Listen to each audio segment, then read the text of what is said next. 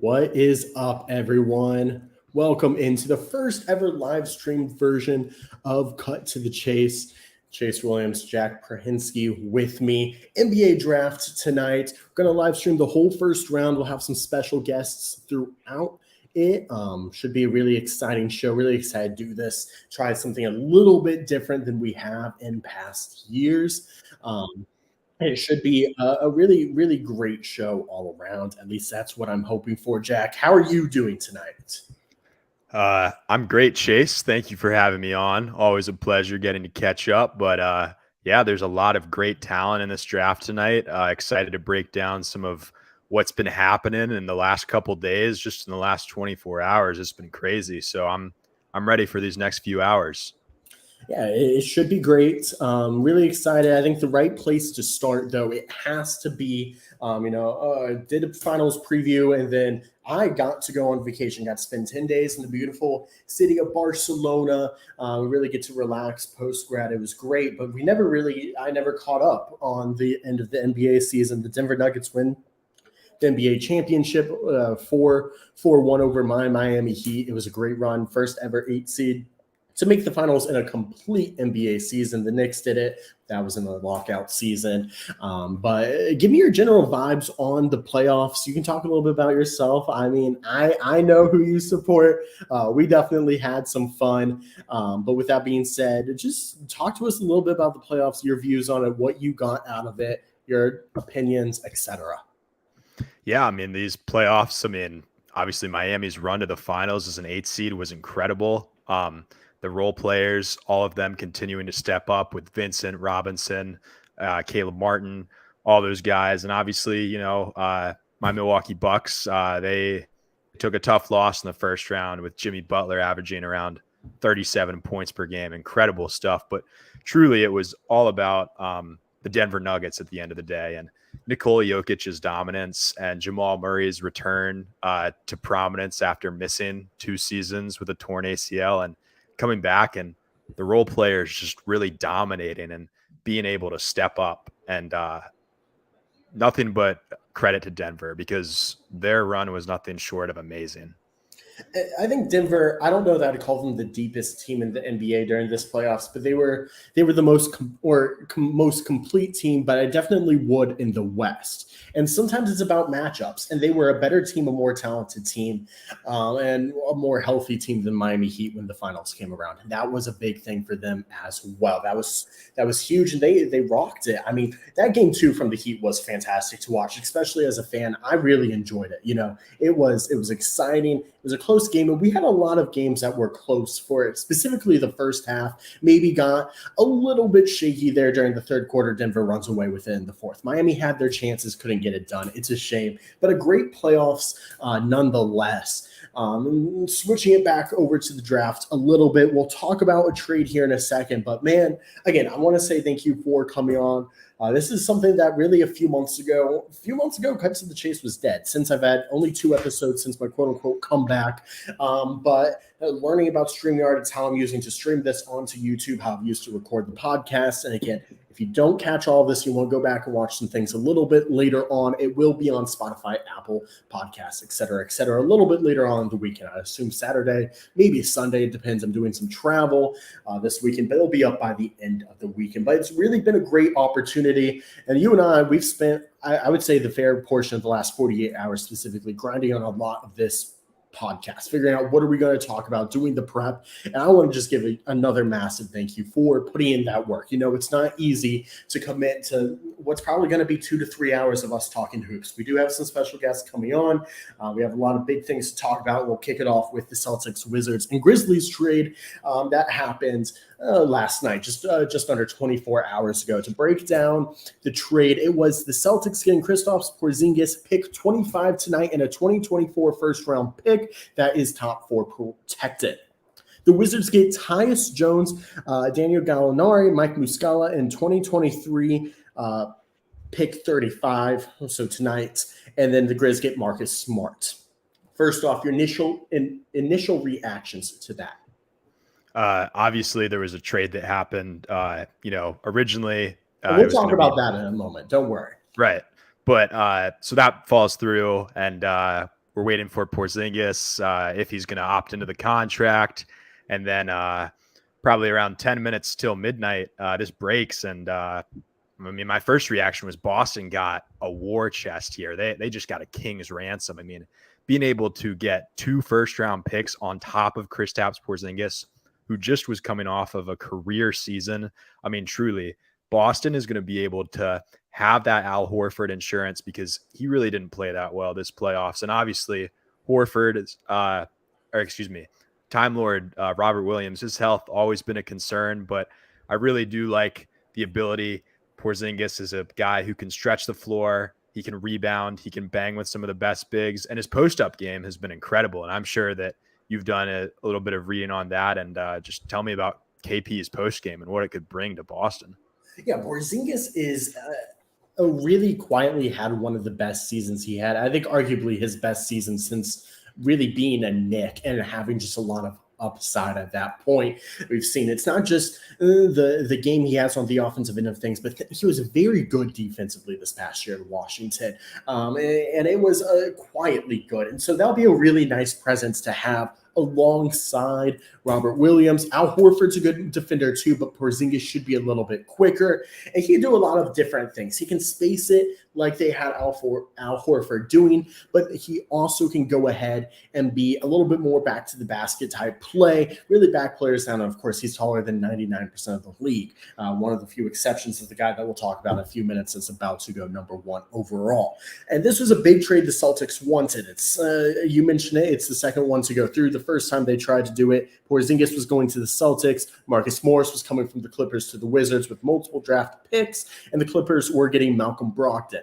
The Celtics pivoted from this trade, not the Clippers, because there were concerns about the Brogdon injury and the severity of that. The Clippers, still wanted to get that trade done, but the Celtics needed to get that trade done ASAP because of the whole opt-in, opt-out situation of Kristaps Porzingis. In your opinion, do you think this Clippers version or this Grizzlies version is better? And let's start with the Celtics side of things. So for the Celtics. I mean, getting those 2 first-round picks, I mean, it really just speaks to Brad Stevens, but it's really what I like to think is Danny Ainge's philosophy, because Danny Ainge's philosophy was always that nothing is untouchable, So, and I think that's kind of carried over to Brad Stevens, where you have a guy like Marcus Smart. Obviously he won Defensive Player of the Year 2 years ago, but at the same time with Smart, you saw a great regression in the playoffs last year on defense. Derek White was clearly better than him. At points in the season, Malcolm Brogdon was also better than him, but who ended up hobbled. And, obviously I'll be the biggest Brogdon supporter till the end of the time with my affiliation in Virginia, but I mean, you're wearing a Virginia shirt tonight? Wahoo wah. Yes, I am. But at the same time, I really think that, losing Marcus Smart, he was the heart and soul of that Boston team. And he has been for the last 9 years, 10 years. Speak to Smart's time in Boston, because, despite the frustrations that Boston fans encountered at times with him, he laid everything out there on the floor for the Celtics. He really did. I think it's interesting. I think the second version is very, very interesting for this trade, if I am honest. Just because I think Marcus Smart, especially with it sounds like the possible severity of Brogdon's injury and the risk behind it, and giving up another ball handler when I think this team's weakness has already been at that kind of position and having a guard they can really trust. I'm not sure Marcus Smart's really a point guard of the future, ideally, if you're the Celtics, but he's a guy that can handle the ball. He's a guy that works hard on defense. It seems like a risk. I think getting those 2 first-round picks, as you mentioned, is crucial. I'll be very curious to see what they do at 25. And the big reason I say that is because Porzingis opted into his deal, which means he's technically possibly a 1-year rental for the Boston Celtics. They have to go in on this year because they could lose. Porzingis has a bad year. Porzingis has a great year. Porzingis doesn't like the coaching. There's so many things that could happen that could make Porzingis leave next year. And it has to go perfectly for him to stay. And so they have to make the most out of that 25th pick, to the point that, I'm going to be honest, while they have 25 right now, I'm not sure they picked 25 tonight. Yeah, no, that makes sense. And a little bit on to what you said earlier that, obviously Smart is a big loss, but at the same time, I don't think that Boston could have run it back next year in the same iteration as the team after what happened this year and the struggles that they'd faced in previous years. So obviously, while Smart's a big loss, you just had to, there was always going to be a second iteration of this Tatum Brown, and we're not on the second iteration, but in recent years, and getting that insurance big and KP is obviously big, but Boston's also never been a team that is going to give guys these big contracts. And I think what I've heard this year, I was listening to Bill Simmons this morning, but he was saying that he said that guys are going to be willing to spend in Boston this year as far as management goes, because those second apron penalties aren't going to kick in until 2026, if I'm correct. So obviously you have Grant Williams still, that's TBD up in the air, but at the same time, I really think Boston comes away as the big winner of this trade. And you bring up Grant Williams. Let's talk about him for a second. I personally think he's as good as gone. The question is he gone as a sign-in trade or is he gone as a free agent? And I think they'll do their best to make it a sign-in trade. Opinion on the Williams situation with Boston? Yeah, I mean, obviously, I think every player in the league probably has their gripes with Grant for a multitude of reasons. If you watch the NBA, you know what I'm talking about. But either way, there were times where he felt unplayable in the playoffs, and there were other times where he'd hit a big corner three and he'd cut the game. But for the most part, he was less of a factor than he had been in their playoff run in 2022, where obviously he absolutely annihilated Milwaukee, hit 7 threes in that game 7. So I'm not really sure what they do on that front regarding Williams, but if Simmons' intel is correct and Boston's willing to spend, wow, Grant might not be the most ideal player, and he might get under some players' skin at times.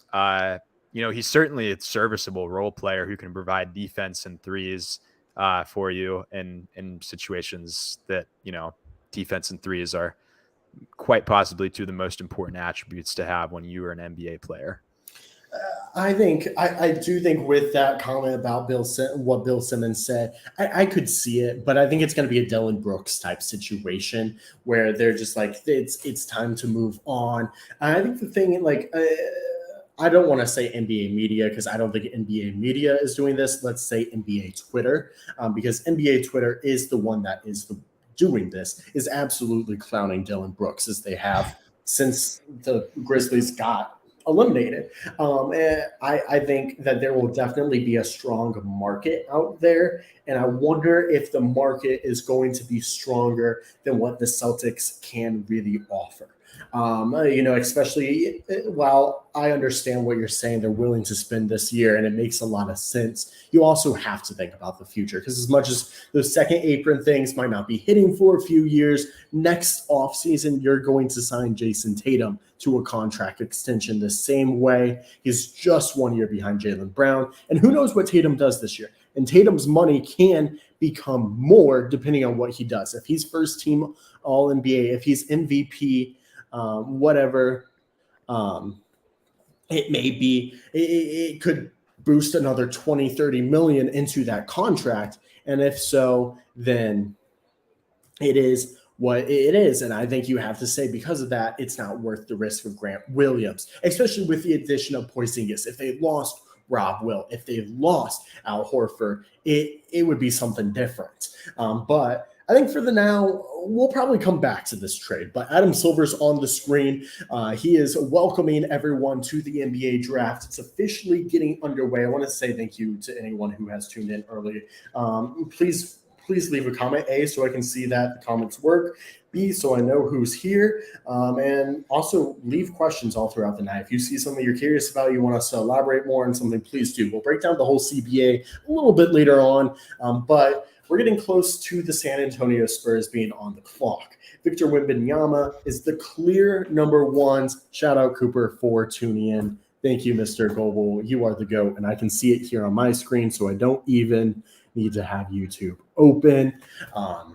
But welcoming is happening. Wembanyama, he's the number one overall pick by far. And the fit in San Antonio, I think there's no better place that he could have gone it would have been interesting to see him in Portland, but out of the top teams, the teams that were at the top of the lottery, I think San Antonio is a really good place for him, just based on their history, based on having one of the best coaches in the NBA. It's hard to really say that it's not a really good place for Victor to start his career. Yeah, I mean, there's people who trying to go on against the grain, and to all those people, you are so stupid for trying to bet against Victor Wembanyama because, I mean, come on, 7'4". I mean, what he does with the basketball is, I mean, incredible. I mean, and especially where he ends up landing in San Antonio, joining the likes of number one picks such as Tim Duncan and David Robinson. It's really just storybook how this is going to go. I mean, he's been the surefire number one prospect since, I mean, I want to say like August, July of last year. Maybe it was even further back than that. I would say he's been pretty surefire for almost 2 years now. Yeah.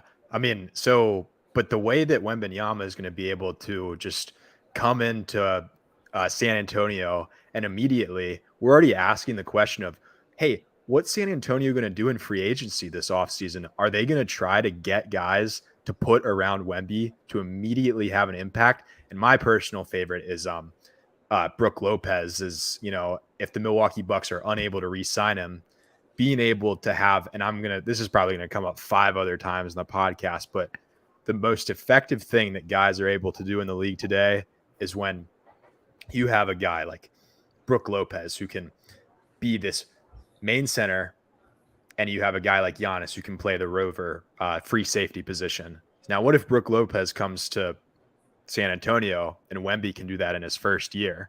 Now, that's just a guess, but something like that would be very interesting. But at the same time, I mean, there is so much praise that we can throw towards Wemby's way.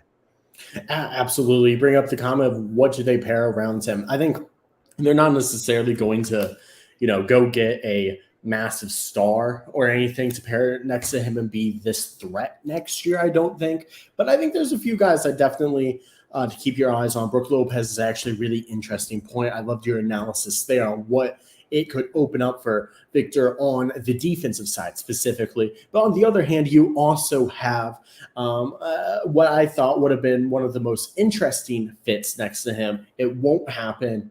Chris Paul. I think Chris Paul, I read it somewhere and I loved it when I read it. Chris Paul and Victor Wembanyama next to each other would be really, really fun. I think he'd be a great mentor. And especially you mentioned to me before we went live, and I listened to the same podcast, the Old Band of the Three with JJ Redick and his interview with Victor Wembanyama. The thing that impresses me is he sounds, and he could be just saying this to look good, don't get me wrong, but he sounds like he really just cares about winning. Like he just wants to win. By the way, the pick is in. We're not going to just wait and anticipate because we have a pretty good feeling of who it is. But I think getting a solid point guard would be nice. They have Vassell, and they have, why am I blanking on the other guy's name?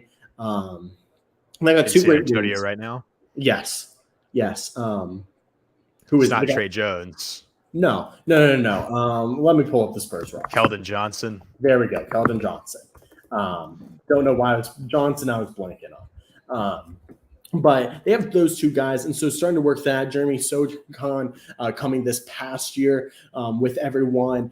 I think they have really a good young balance now. It's starting to fill out the rest of the roster. Again, I don't think you're going to see them necessarily compete, but in 2 to 3 years, if those players continue to progress, continue to play their roles, they sign the right guys, I think there's a really good chance this is a talented team that's fighting for a play-in in 2 years and pretty easily in the playoffs in 3 or 4 years.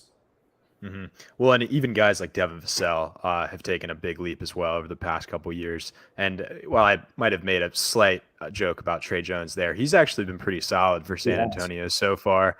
But I mean, what Wembanyama, the intangibles he's going to bring and the skill he's going to bring to a basketball court. I mean, on JJ's podcast last night, I mean, Wembanyama was talking about how sometimes he'll just do one-legged runner threes as floaters, and they work. And he's like, no, it's just easier than a spot-up three. That's crazy. He said momentum was easier for him, and he just kind of finishes at the foul line after he shoots that. I mean, it's incredible. I mean, and then on top of that, he can shoot pick and pops, relocations.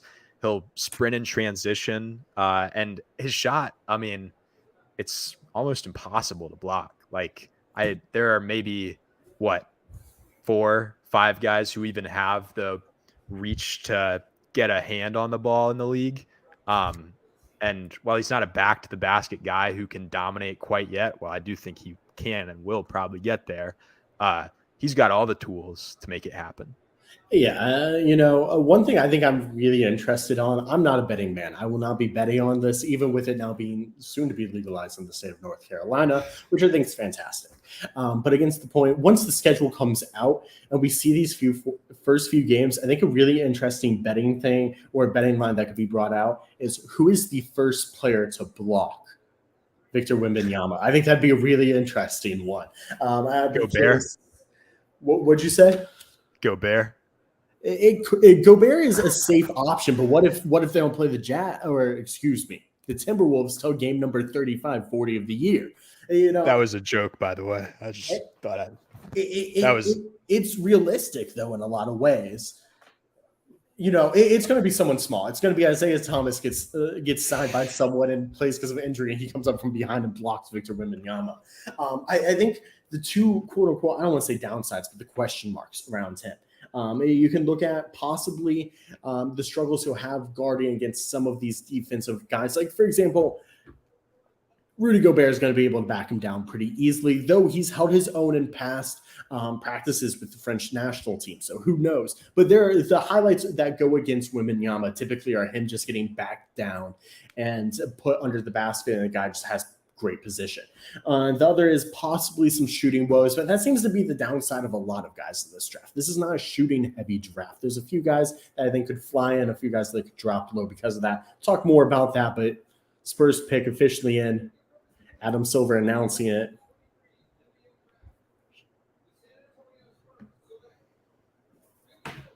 We're all shocked. Victor Wembanyama. Big shocker right there.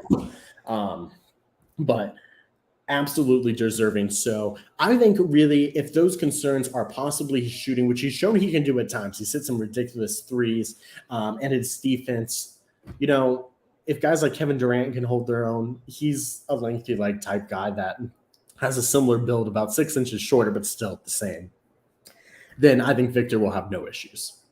Mm-hmm. Yeah, no, his one of his comps, the floor was Anthony Davis, a taller Anthony Davis, and the ceiling was Kevin Garnett on defense and Kevin Durant on offense. So I think it's fine, however it turns out for him. But yeah, that's crazy. Like to be like, I can't compare him to one player. He is a mixture of a defensive stud and an offensive stud. That's crazy. Mm-hmm. I mean, and obviously the only other downside that I could really see with Wembanyama is the history we have in this league of tall, lanky guys kind of getting hurt. I mean, we saw it last year was Chet Holmgren pick number 1? Number 2. Number 2. Yeah. Number 2 pick last year in Holmgren. Obviously, summer league game. LeBron ran right into his knee or something of that nature. Oh, yeah. But Wembanyama, he suffered a fibula stress fracture, scapula contusion, and an issue affecting the psoas muscle in his back. And but at the same time, there's plenty of guys who have injury history in the league, and I think we just saw Kevin Durant come off an Achilles tear and an ACL tear, and he had one of the most efficient seasons ever in his return to Brooklyn. And he's been playing amazing in Phoenix. Obviously, they fell short, but that was kind of roster construction problems. I wouldn't say that's quite on him. But at the same time, this guy, he's got to be the most touted hype prospect since LeBron James, no? I completely agree. I don't think there's really anyone, especially for the longevity of him being the number 1 overall pick and the clear option. We'll probably circle back to the Spurs, especially there are rumors they could try to trade up into the number 10 slot. I doubt the Mavericks are going to select there. We'll talk about that as that gets closer, as that trade happens. I will come back to the Spurs most likely. It's hard not to talk about someone like Victor Wembanyama. But let's move on to the Hornets. The Hornets have number 2. The Trailblazers have number 3. There's 2 clear guys, Brandon Miller, Scoot Henderson coming up. Shout out to my old roommate, Ethan Gabriel, for tuning in. I appreciate the support, man. But those 2 guys, kind of the number 2 and 3, which way will they go? Not completely sure. I think Scoot Henderson is clearly the number 2 best player in this draft. Personally, I think in most other drafts, let's put it this way. If Victor wasn't in this draft, I think Scoot Henderson goes to the Spurs, especially because they had that point guard need. But it made the most sense to me. I think he is the best player. But Brandon Miller seems to be the guy the Hornets want. And we'll talk about a few things here. There was then some betting odds that were leaning towards, hey, maybe Scoot's making a comeback this morning. Some rumors about that across the board. But as of 3 p.m., Woj said it's still leaning towards Miller. And then he gave that same update an hour before the draft. So my prediction is Miller is going to get drafted by Charlotte here. I think Charlotte keeps this pick. I think the only way they trade it is if the Pelicans do give them Brandon Ingram. And I don't think the Pelicans should or will give them Brandon Ingram. But personally, who do you think is the second best player, and who do you see going here to the Hornets? Well, I do think that Scoot Henderson is the second best player, but I will tell you that Shams Charania of The Athletic just said that Charlotte is selecting Brandon Miller at number 2. So we have that. Let me know if you don't want me to do that for the next couple picks. No, or the that's next picks, not sure. completely fair. I have, but Shams same and time. Woj pulled up. What's that? I said I have Shams and Woj pulled up myself, so I'm doing the same thing. All right, so just double checking we're on the same page. But with Scoot, who's the better player, but I can understand obviously why Charlotte is selecting Brandon Miller. I think there's quite obviously Charlotte might be going for fit here over talent, which I don't think is a good idea, but I understand it because LaMelo Ball is a really solid player, and Brandon Miller, I think they would complement each other well. I think there might be some, not friction, but it might be difficult for the 2 players to blend if it was Scoot and LaMelo. But I really like what Brandon Miller brings to the table. I mean, he's really good, and but there is some other stuff that's off the court that I do think is a problem. And I there was also the interview yesterday, and I mean, this isn't the first time Charlotte has one of their starting power forward in Miles Bridges. I mean, who knows what's going to happen there too. So there's a lot of questions with Charlotte. Obviously, Michael Jordan still going to have some sort of stake in ownership, but I'm not exactly sure how much of a say he had. But I mean, just kind of speak to Charlotte selecting Miller at 2. It seems like he had the final say. And I think it's interesting. I think they selected a guy that surefire will work in this system. I think it's a guy that will shoot slightly better, which is something I think they want because LaMelo is a little bit of a streaky shooter. I don't know his splits over the past few years off the top of my head. Don't have them pulled up. But LaMelo's always been a guy that, like, I remember – this is throwback to high school and has really nothing to do because it's almost 5-10 years later at this point. But he pulled up nothing from net to start the game from half court. But at the same time, you're seeing LaMelo take some awful shots. Shot selection can be a little bit of an issue with him. And so I understand going with the safe route of Brandon Miller. But at the same time, like, I just think Scoot is the best guy. I think it'd be really interesting to see actually that pick and roll combo that him and LaMelo could have done. You don't see guard pick and rolls anymore, but especially with LaMelo's size, I think it could have been super fun. And as crafty as they are, it would have been an interesting fit. But the fit is better with the Hornets. And I saw something. Matt Spawnhour, he's a big guy on TikTok. I think he has a YouTube as well. He's a big Hornets fan, and he's correct when he says this. The Hornets are going to be a good team next year. The pick is officially in. It's coming up. Let's make sure it's Miller here, even though it has been reported through Twitter.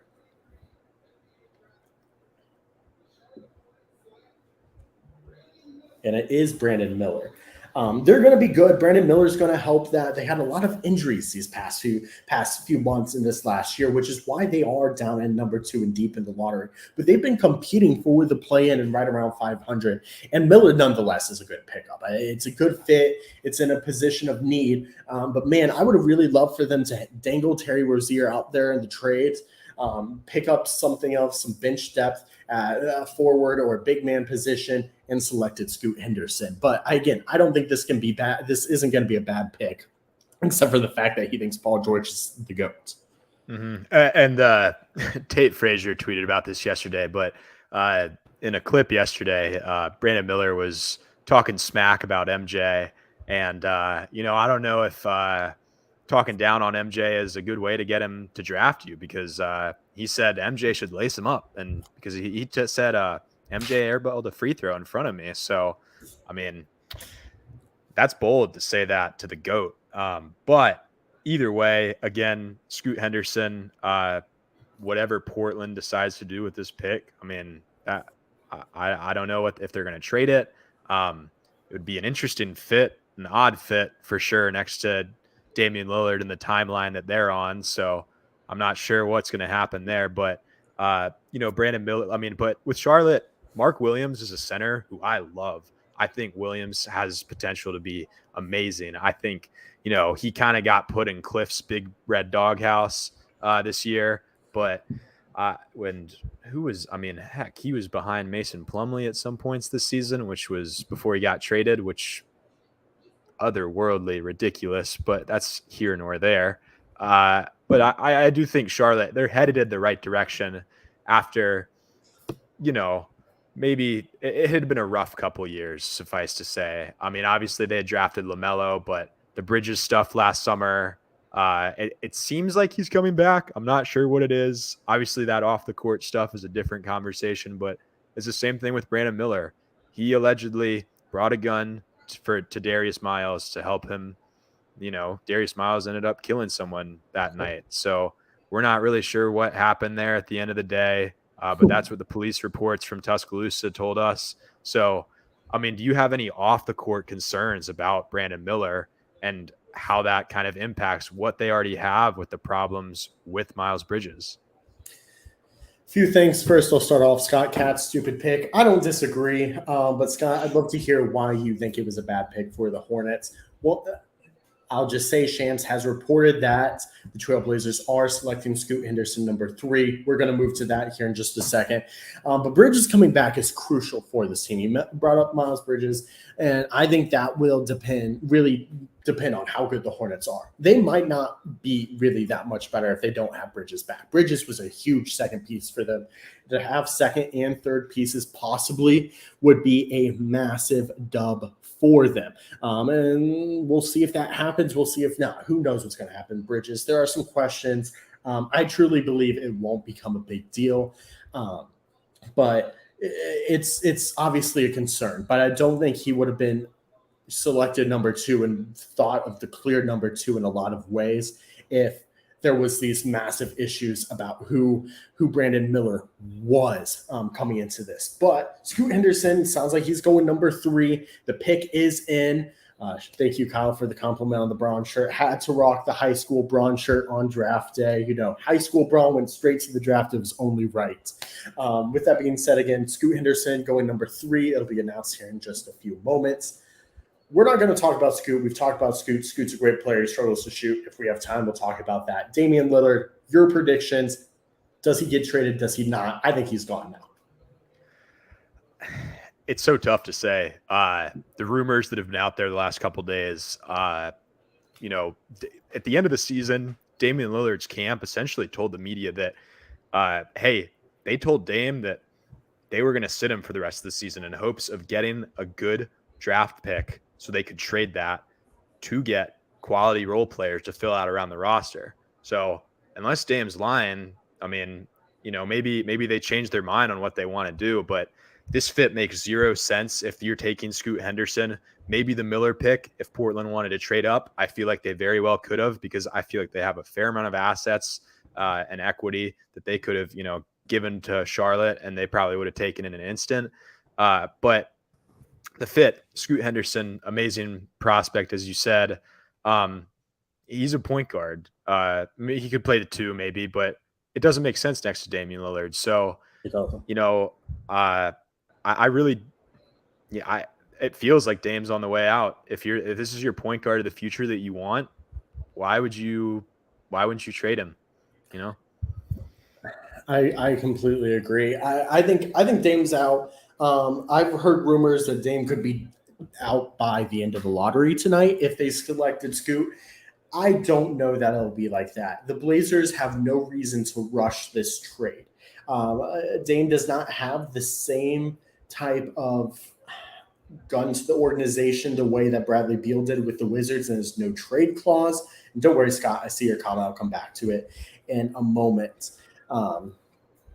Blazers picks in. Let's confirm. 3rd overall. Henderson's drafted by the Trailblazers. Again, no surprises here. But with that being said, there's no reason for the Blazers to rush this.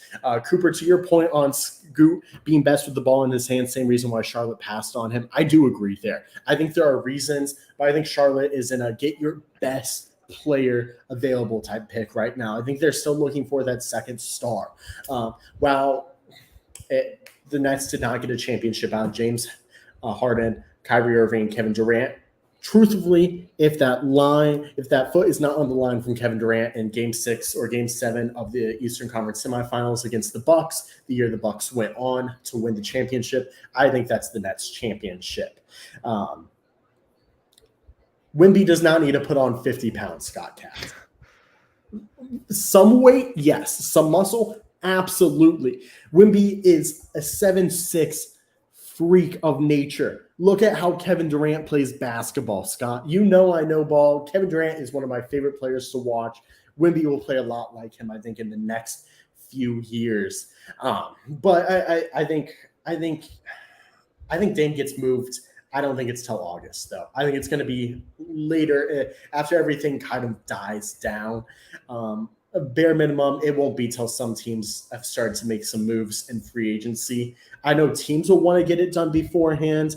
I think the Blazers will want to take some time and just figure out what they want from a Dame trade and what they can get. So I think you're going to see some teams not spend money this offseason hoping to get that Dame contract in their payroll. And it's a risk because only one team's going to get him, if any. Mm-hmm.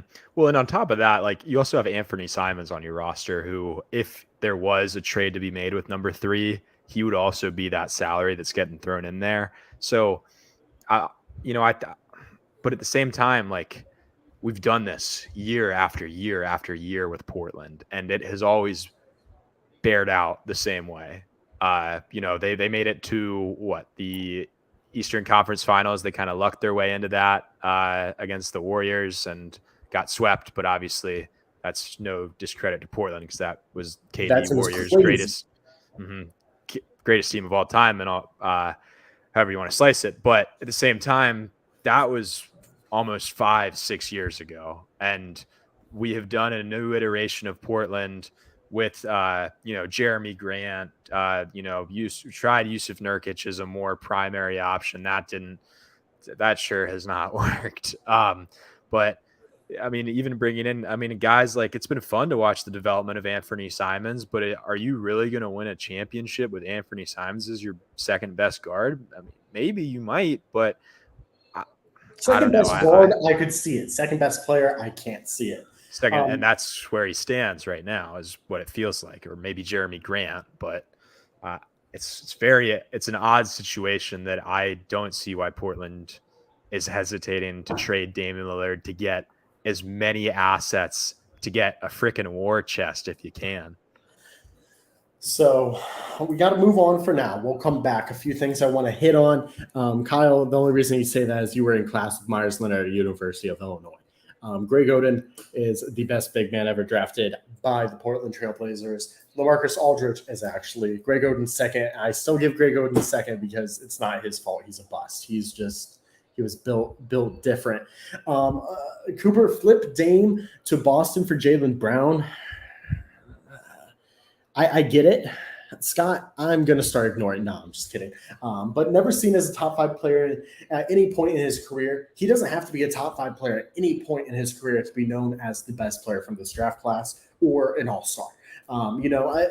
I think there's unrealistic expectations on Victor Wembanyama that he will be an all-time great, that he will be up there with the talks of Michael Jordan and LeBron James in 20 years. And while, yes, I think there's a prospect, this is the most likely prospect we've seen in years to do that, who knows? Who knows? If he is the 20th best player of all time and is just consistently 5th, 10th best, either of those options, Victor Wembanyama has had a great career and the Spurs should be happy. Just because he is a freak and just because he has potential to be the best of all time doesn't mean he will. They should be happy if he is a all-star 5+ times. He never has to be a top 5 player.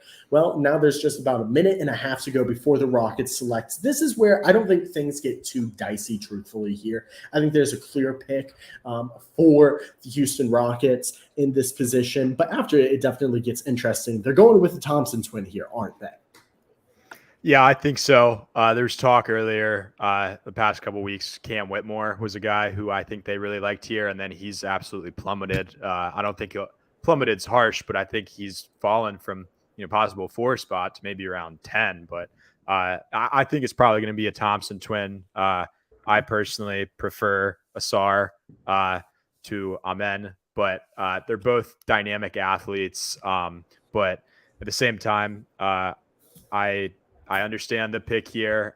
It would be nice to see a dynamic, guy who can really work his butt off on defense next to Jalen Green and next to Jabari Smith, and having a guy like Ime Udoka being their coach, really being able to get them into shape, because that Houston team was pitiful to watch the last couple of years. I mean, you gave the keys to Jalen Green and Kevin Porter Jr.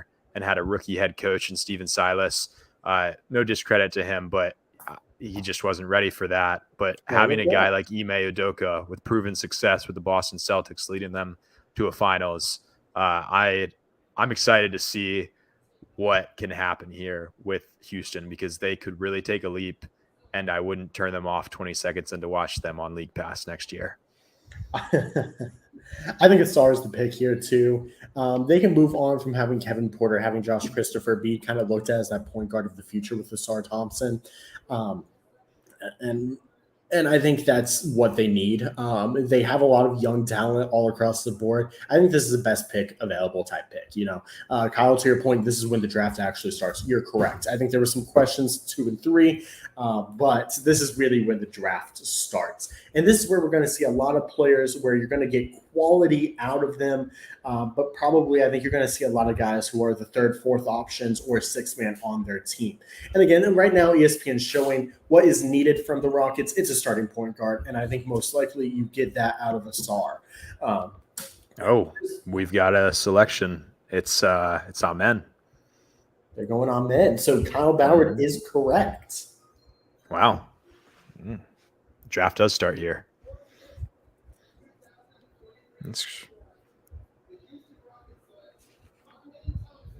So it is Amen Thompson. To give you guys a little bit of a rundown on Amen, reading just from The Ringer, I've stolen a lot of what I have from The Ringer. They call him an electric shot creator with a distinguished combination of passing vision and zippy athleticism, compared to Ausar, who was a blur of an athlete who makes a significant two-way impact with lockdown defense and aggressive downhill scoring. I hope that Ime Udoka had a good part of making this draft selection, because Udoka is a really good coach. Kyle, I'm glad you're 4 for 4. Too bad you're at the Corn Belters game. Couldn't come on. Cooper, to your point, these are my 2 friends, by the way, Jack, who are always on my podcast. If Harden's a lock in free agency, they could flip this pick, get good pieces to contend for a playoff spot. I agree. That's true. I think Harden's total smokescreen. I don't think there's any way he's going to Houston right now.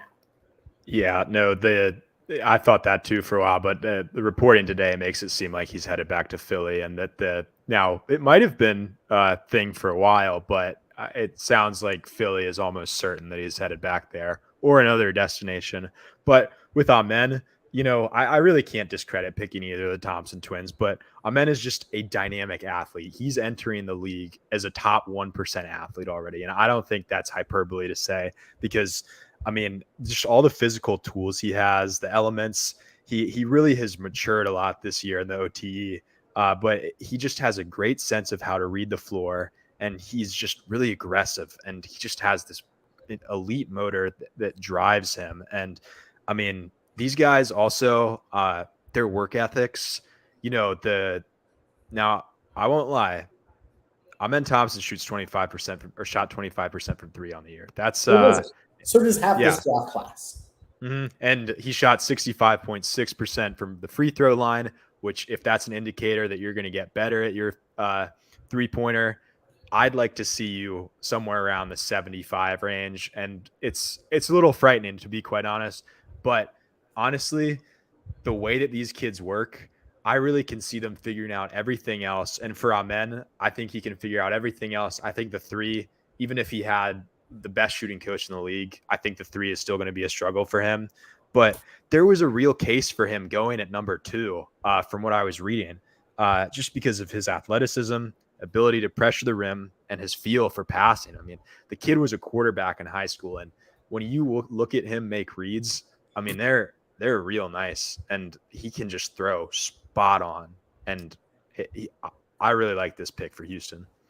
I think if they picked either of the Thompson twins, they were happy. I hope my dad's happy. I think he's listening. So, Dad, text me. Let me know your opinions. And one of the newest Houston residents, what you think of that. I'll be hyped to go see hopefully a game or two with you at some point this year. Cooper, the nightlife. I think there's fine nightlife in Philly. Scott, I know you're from Philly. Let us know if that's true. I don't know. I've only ever been to their airport, but it seems like the place where they have fine nightlife. But I think James Harden, going back to that point really quickly, I think he's still a little bit more in win now mode. I think there's a good chance he could go back to the Rockets in a few years. But I think right now he wants to be in win now mode. I think with the signing of Nick Nurse, give it at least 1 year. Maybe he signs a 1-1. I wouldn't be surprised if that happens.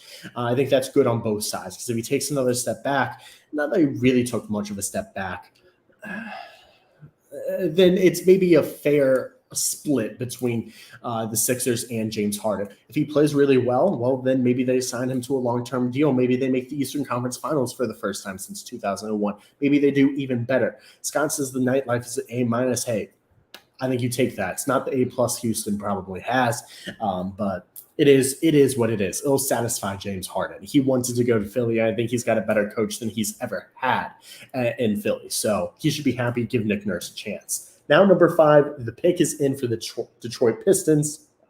Quickly, what do you think happens here? I think it's probably going to be a SAR here. Well, actually, no, it's going to be a SAR because I have Sham's Twitter pulled up. But no, it makes sense. Detroit, they were really in need of a guy, and I think a dynamic guy like a Thompson twin, like a Sir, being able to put him next to Jaden Ivey and Cade Cunningham, that makes a heck of a lot of sense. Just because, think about the off-ball actions that you're going to be able to have.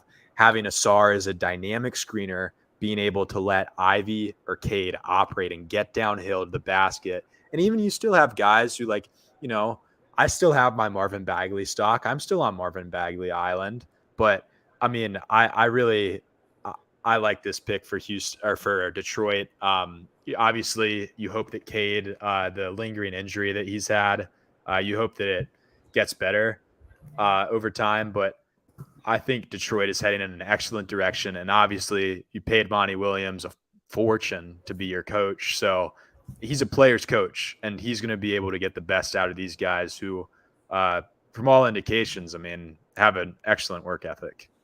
And Cooper, to answer that question, is this the first ever twins to go back-to-back? No, the Morris twins did, in fact, do that back in 2011, being selected, 13th and 14th, Markieff to Phoenix and Marcus to Houston. I want to say I'm feeling very, very confident about that. I'm checking right now to double check that. But for now, the Pistons picks, and Jack, go ahead and take anything you have to say right now, even though you just kind of covered it.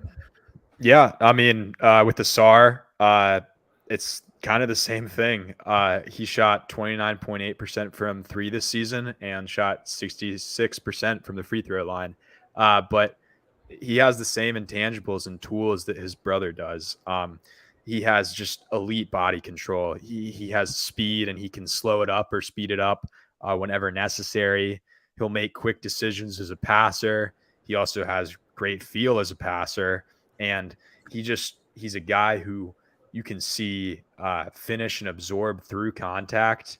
Um, I really like where Detroit is heading.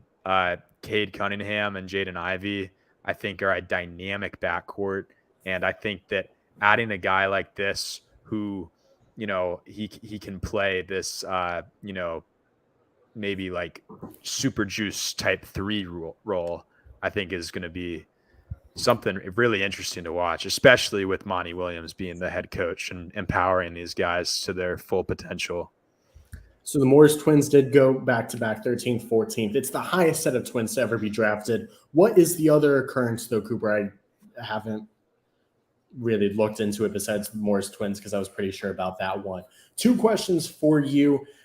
Cam Whitmore, he was, I think, for the past 2 weeks or so, kind of really knocked into that number 5 spot. Over the last 24, 48 hours, he got taken back. How far do you think he falls? I think he's a guy that's going to fall to the late lottery. I think he's somewhere that will probably go no earlier than 8. I don't think Orlando takes him. Indiana, it would be an Indiana type pick, I think. But I think he could fall, knowing that Orlando will probably draft him. But Cam Whitmore, why is he falling to you, Jack? I think there's a lot of I looked at his assist numbers and it's 0.7 assists. And that's kind of what when I kind of looked at his tape, I'm like, man, this guy doesn't love to pass. He's really good at a lot of other things, but he doesn't love to pass. But at the same time, I'm really not sure why Cam Whitmore is falling. Obviously, I don't have insider intel like the rest of the league does, but I really liked his game. I was bummed I didn't get to see him when my Liberty Flames played Villanova and NIT, but he was sitting out. Some might say he was ducking, but I'm not saying that, but just other people were. But no, I'm really not sure. But I think that this next pick, I would love to see a guy like, a late riser has been Kobe Buffkin out of Michigan. I think he's someone. Yeah. So I'm not sure what's going to happen at this next pick, but it's mega strange to see Whitmore just let fall. us know. It sounds like it's going to be Anthony Black, and I think this actually goes really well with Ryan's question. Let's throw it up on the screen here. But who do you guys think could be the steal of the draft? This is a guy that this morning you were talking really highly of. You think he said what you called him, quote unquote, your guy for the draft? Mm-hmm. Yeah, I was actually thinking that Black might go. I was hoping that Washington was going to get him because I'm a Wizards fan. I live in Virginia, so closest team to me. But Black, he's a guy out of Arkansas. The team as a collective really lacked maturity this year, and one of the main reasons that Anthony Black committed to Arkansas was because of his teammate. Who he played on the circuit with, I believe, Trevon Brazile.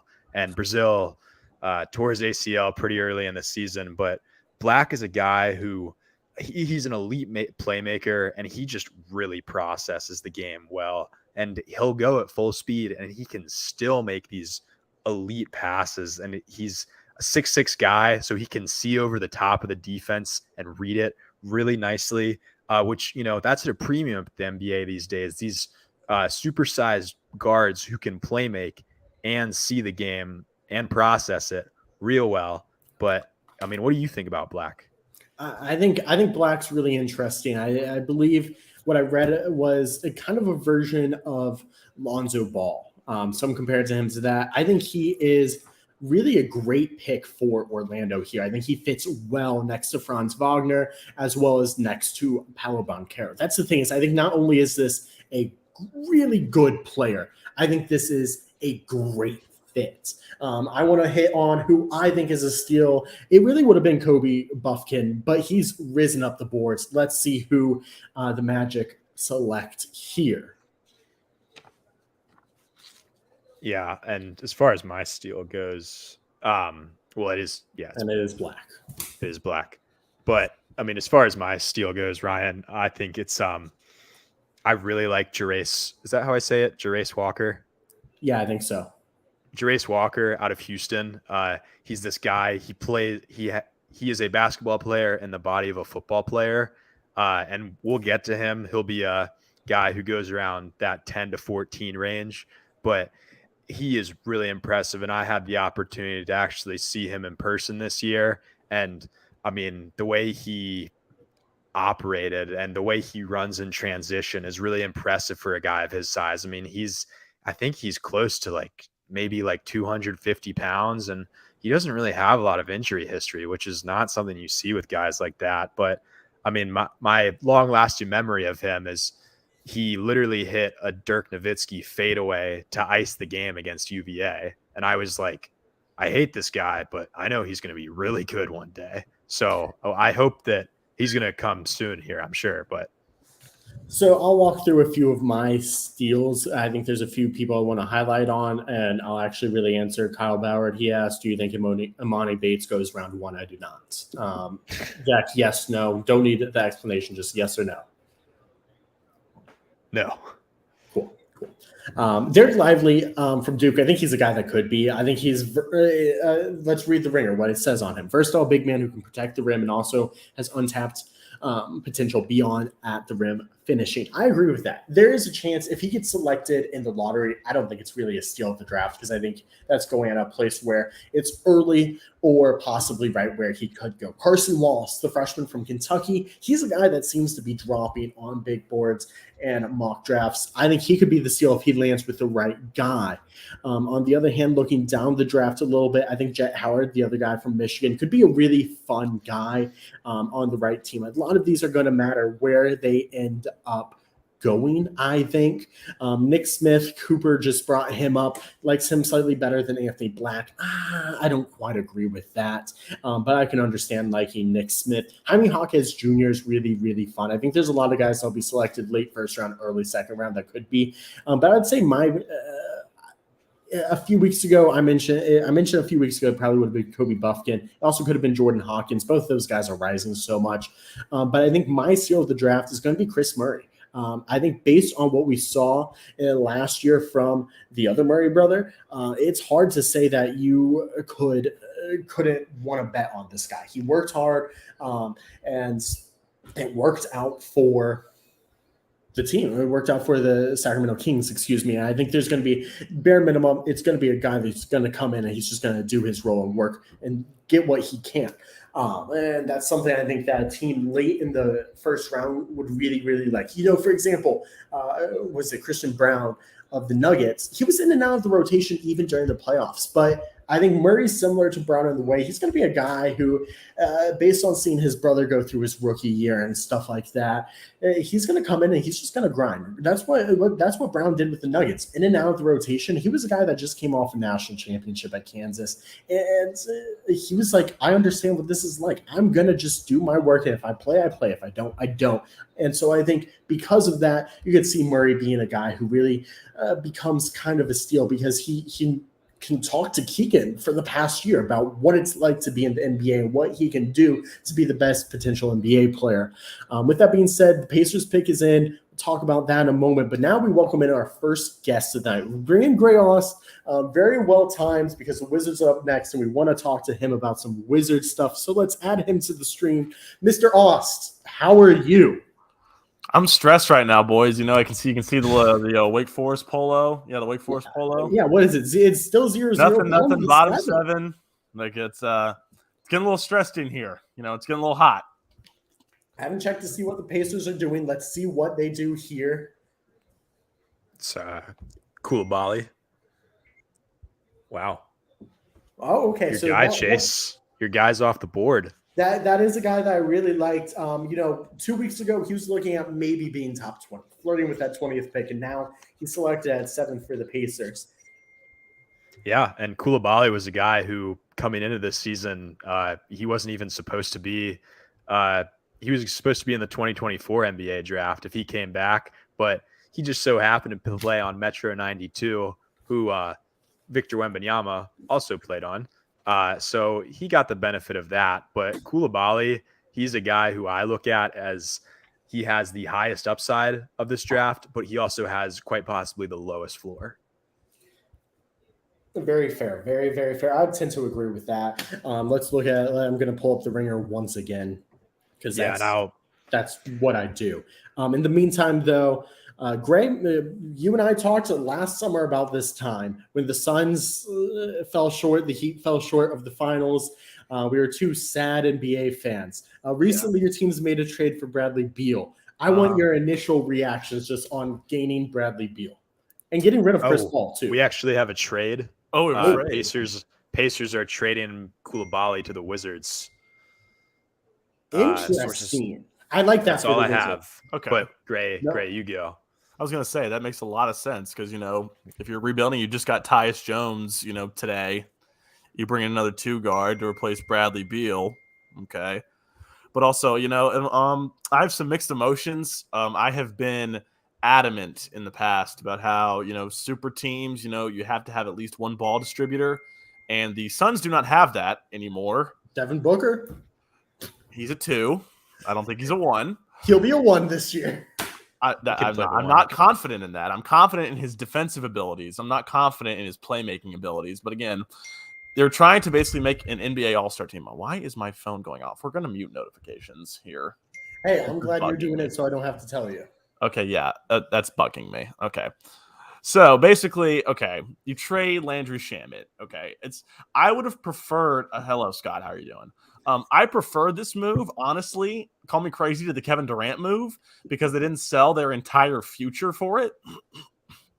Now they don't Bradley have Beal, control of any of their picks after this trade till 2031. Oh, I'm aware. I was just out at dinner with one of my new coworkers, and I said, he was like, "Oh, who's your NBA team?" And I said, "Oh, my NBA team doesn't have any significant draft capital until I turn the age of 30.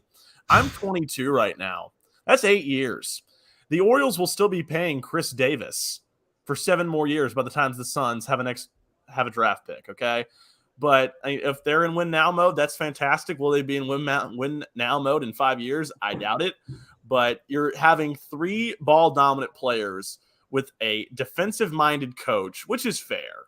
And then you have DeAndre Ayton still. Do I think they should get rid of DeAndre Ayton? I still think so because you need depth. Yeah. What the problem for the Suns was they were weak in the middle, which DeAndre Ayton is not going to get any stronger in the middle. They had a lack of shooting in the playoffs. Bradley Beal kind of helps you in that area, but DeAndre Ayton doesn't. And you had no depth. And I thought that DeAndre Ayton was going to maybe get moved to the Grizzlies in exchange for Tyus Jones because that gives you a good defensive point guard who can distribute and who can also, create with the ball a little bit. But he just got traded, so he's not coming to Phoenix. So I do think they moved DeAndre Jordan potentially for a point guard because you can play those 2 guards interchangeably, shooting guard and small forward, and you have your 4 in Kevin Durant. So I think you need, a more not ball dominant center, but you need someone who is going to get you rebounds and be an enforcer down low who can guard the likes of Jokic, who can guard the likes of Karl Anthony Towns, which is why I thought a trade, maybe bring in also Steven Adams in a 3-team trade that involved DeAndre Ayton going to the Grizzlies. I thought that made a lot of sense, but you trade for Bradley Beal looking for more star power. And again, star power, unless you have a generational player in Steph Curry and a generational player in Kevin Durant and a distributor in Draymond Green, that's not going to work. So I think the Suns are just going to be rolling in circles because they have no cap space whatsoever. They have 3 ball dominant players that are going to have to eat somewhere. There's 3 top 15 NBA scorers, and I just don't see it working. I really don't. So I was a little disappointed. I was happy they got rid of Chris, though, because Chris, again, he's 38 and he's not LeBron James athletic. So he's going to start to, wane. I have no idea why the Warriors brought him in. Not a clue. I guess just to get rid of Jordan Poole because maybe that helps their chances of getting Draymond Green back because Jordan Poole is not on the team for him to punch anymore. So, I think I'm just going back to the Suns, though. I'm not a big fan of the Bradley Beal trade. I can see where Ishbia wants to make a splash, but I just don't see it. I will say, just to finish off on the trade comment from a few minutes ago in the draft, it looks like number 8 is going to the Pacers. So it's going to be a flip, and then they get multiple picks later on. So whoever is at number 8 is getting announced now. will be going to Indiana. See who that is before we continue this conversation, because Washington, hot topic as of late. It's my guy, Jarace Walker. It's a good pick. It's an Indiana pick right there. This screams Pacers, in my opinion, especially with what they're building right now. Well, and especially when you think about, I mean, obviously any player that Indiana selected was going to be able to play with Tyrese Halliburton, who is one of already like the premier guards in this league. But I mean, throwing Walker next to him, I really love that fit. The way he runs in transition and the way that Halliburton is going to reward him for hustling and working. And he is going to get rewarded with some real nice outlet pass, which are going to lead to nice transition opportunities on the break for him. And I really think that Walker, I mean, and heck, maybe this is what, the 7th straight year of Miles Turner rumors. Maybe it's finally time. Maybe it's finally happening. Maybe Who it knows? is. But also, I mean, if you look at that young core that they have, you got Ben Mathurin, who could have been almost rookie of the year if Paulo Banchero, wasn't a factor, and if Walker Kessler hadn't come on in replace of Rudy Gobert. But you have Ben Mathurin at the 2, Tyrese Halliburton at the 1, keep Miles Turner at the 5, you bring in a 4 and Walker. That's a nice little young core that they're building in Indiana. I like it. I agree. Mathurin was my favorite pick from the draft last year, looking back at it. Once it was finished the next day when I looked at this, I said Mathurin is something I really, really like for the Pacers, and I was right. Typically, I will say my draft predictions are typically pretty rough. That's why I have you all to help me out here. Oh, gotcha. Realistically, 20 seconds or less I want from both of you before we talk on the Wizards side of things for this deal. Does this help the Suns championship window? Does it not really affect it, or does it hurt it? It could help because you do get younger. It could really not change because at the same time you're taking in a lot of money, or it could hurt because of all the money you're taking in. Jack, we'll start with you. Yeah, I think that while Beal is a tremendous player, Booker is a 2 guard. He's been the guy. I think he can play the 1, obviously, and I think we've seen options or moments when Chris was out for the past couple of seasons where he excelled playing the 1. But at the same time, the way that you have 4 contracts totaling $161 million and the salary the luxury tax is $162 million. You basically have $25 million before you're digging into that second apron, unless you're flipping DeAndre Ayton or something of that nature. And Greg, your opinion on what this does for the championship window? Not take, but I think it slams it shut because, again, where did the faults of the Suns get improved by trading away Chris Paul and bringing in Bradley Beal? Doesn't help their depth, doesn't help their defense. And again, it just adds more cap space because Chris Paul, ironically, was making less money than Bradley Beal. As Jackson pointed out, it's $161 million in 4 players. They've only got 5 players signed right now, and it's their 4 stars. And they have no bench whatsoever. I think, talent is overshadowing team chemistry now in terms of building a team. Like, give the Nuggets some credit. They have built that team. They had their 2 stars who were able to build chemistry, and then you filled in the pieces. But, I mean, Michael Porter Jr. was drafted by them. I mean, you bring in a veteran presence like Jeff Green, Aaron Gordon. I think it's a very positive thing that, and yes, wearing Wake Forest strip, wearing trashing CP3, my hero. Okay, I have some Chris Paul stories from back in the day, but I can't share now. That's not for tonight. That's not for tonight. Not for tonight. But I think it slams it shut again. $161 million in 4 players. You have 5 players signed. You need 15 to fill out a roster, and you're basically going to be signing veteran minimums. So get prepared for more Terrence Ross. Get prepared for more TJ Warren. Terrence Ross is good, by the way. I just thought he's okay. Like, I think Game of Zones did him a favor when they said he was a decorated dunker and a good 3-and-D player, but he was unplayable in the playoffs. You could not play him against the Nuggets and get production. Booker and Durant carried that team, and they're going to have to do it again because, again, who's going to stop Nikola Jokic? It's not going to be Ayton. Nobody in the Western Conference could stop him. Nobody in the league could stop Nikola Jokic. And so you have to try and find something. Okay, I'm sorry. What? Did Eric Spoelstra making him a shooter? What was that reporter asked? Like, let's make him a shooter?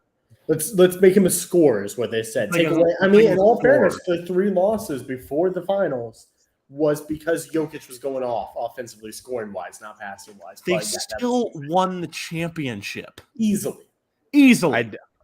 I think there is a lot of flaws to the Hey, trade. Hang on, Jack. Oh, Hold your gonna be a horses. second here. I want to say, Gray, I agree with you, but I'm going to say it's cracked. I'm not going to say it's completely slammed shut yet. If they can trade Aiden for a serviceable defensive center and a ball distributor on a Chris Paul on a cheaper deal that's a whole lot younger, they have a great chance even with no bench, I feel like. You don't need a single ounce of scoring from your point guard or your center. You need someone in there to block out the lane and someone to distribute the ball to 3 of the top 15 scorers in the league. That's all you need out of a point guard. And Cameron Payne, he ain't it. He's going to have to come back on a better minimum. But I think that game 6 against the Nuggets, where the Suns were routed again in an elimination game on their home court, Cameron Payne drops 31 points. So that takes his free agency value up because he's a serviceable guard that you can have off the bench. You're not going to be able to sign him to a veteran minimum. So who are you going to get? Go get Dennis Schroeder? It's going to be tough. It's going to be tough to re-sign anybody from that team with any sort of value. Jack, but I think to your point earlier, like, I think I would have liked this because at the same time, what Phoenix got, like, you did not, I mean, okay, but like today, what was the whole thing with all these second round picks that just got thrown in and the pick swaps? It was like something like six second rounders, which second rounders aren't necessarily the biggest thing. I digress. I would have liked this trade a lot more if it was, you still had the amalgamation of Phoenix with Cam Johnson and Mikal Bridges on the team, because you wouldn't have just been, you would still have options with what you wanted to do. But now you're pretty locked into these 3 guys and you don't have this depth. And I mean, Jock Landale and Damian Lee are, what are they? Cam Payne and Ish Wainwright are the 2 non-guaranteed deals. That puts Phoenix at 170 above that first apron. And now you're right near that second apron. And if you hit that, you can't use those mid-level exception contracts, which would be a massive blow to a team like Phoenix who desperately needs depth.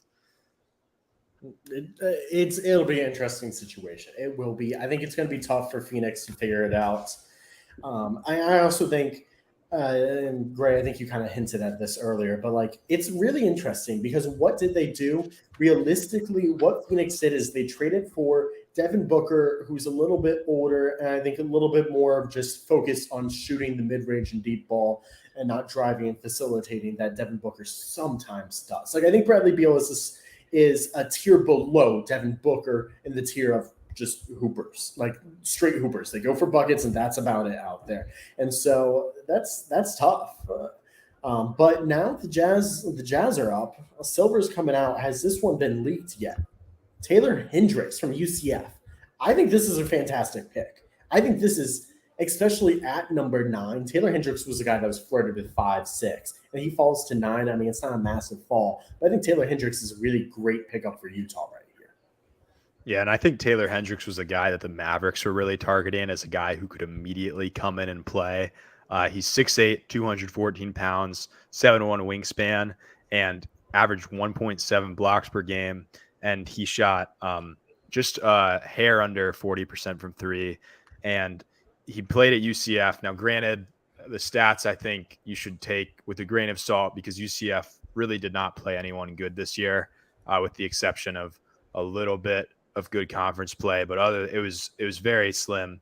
Yep. But he's a guy who can immediately fill in. He is what a 3-and-D guy should be. And I mean, you look at Utah, they're on no timeline at all here because you have Markkanen and obviously you have Walker Kessler, who, I mean, just you got as a throw-in.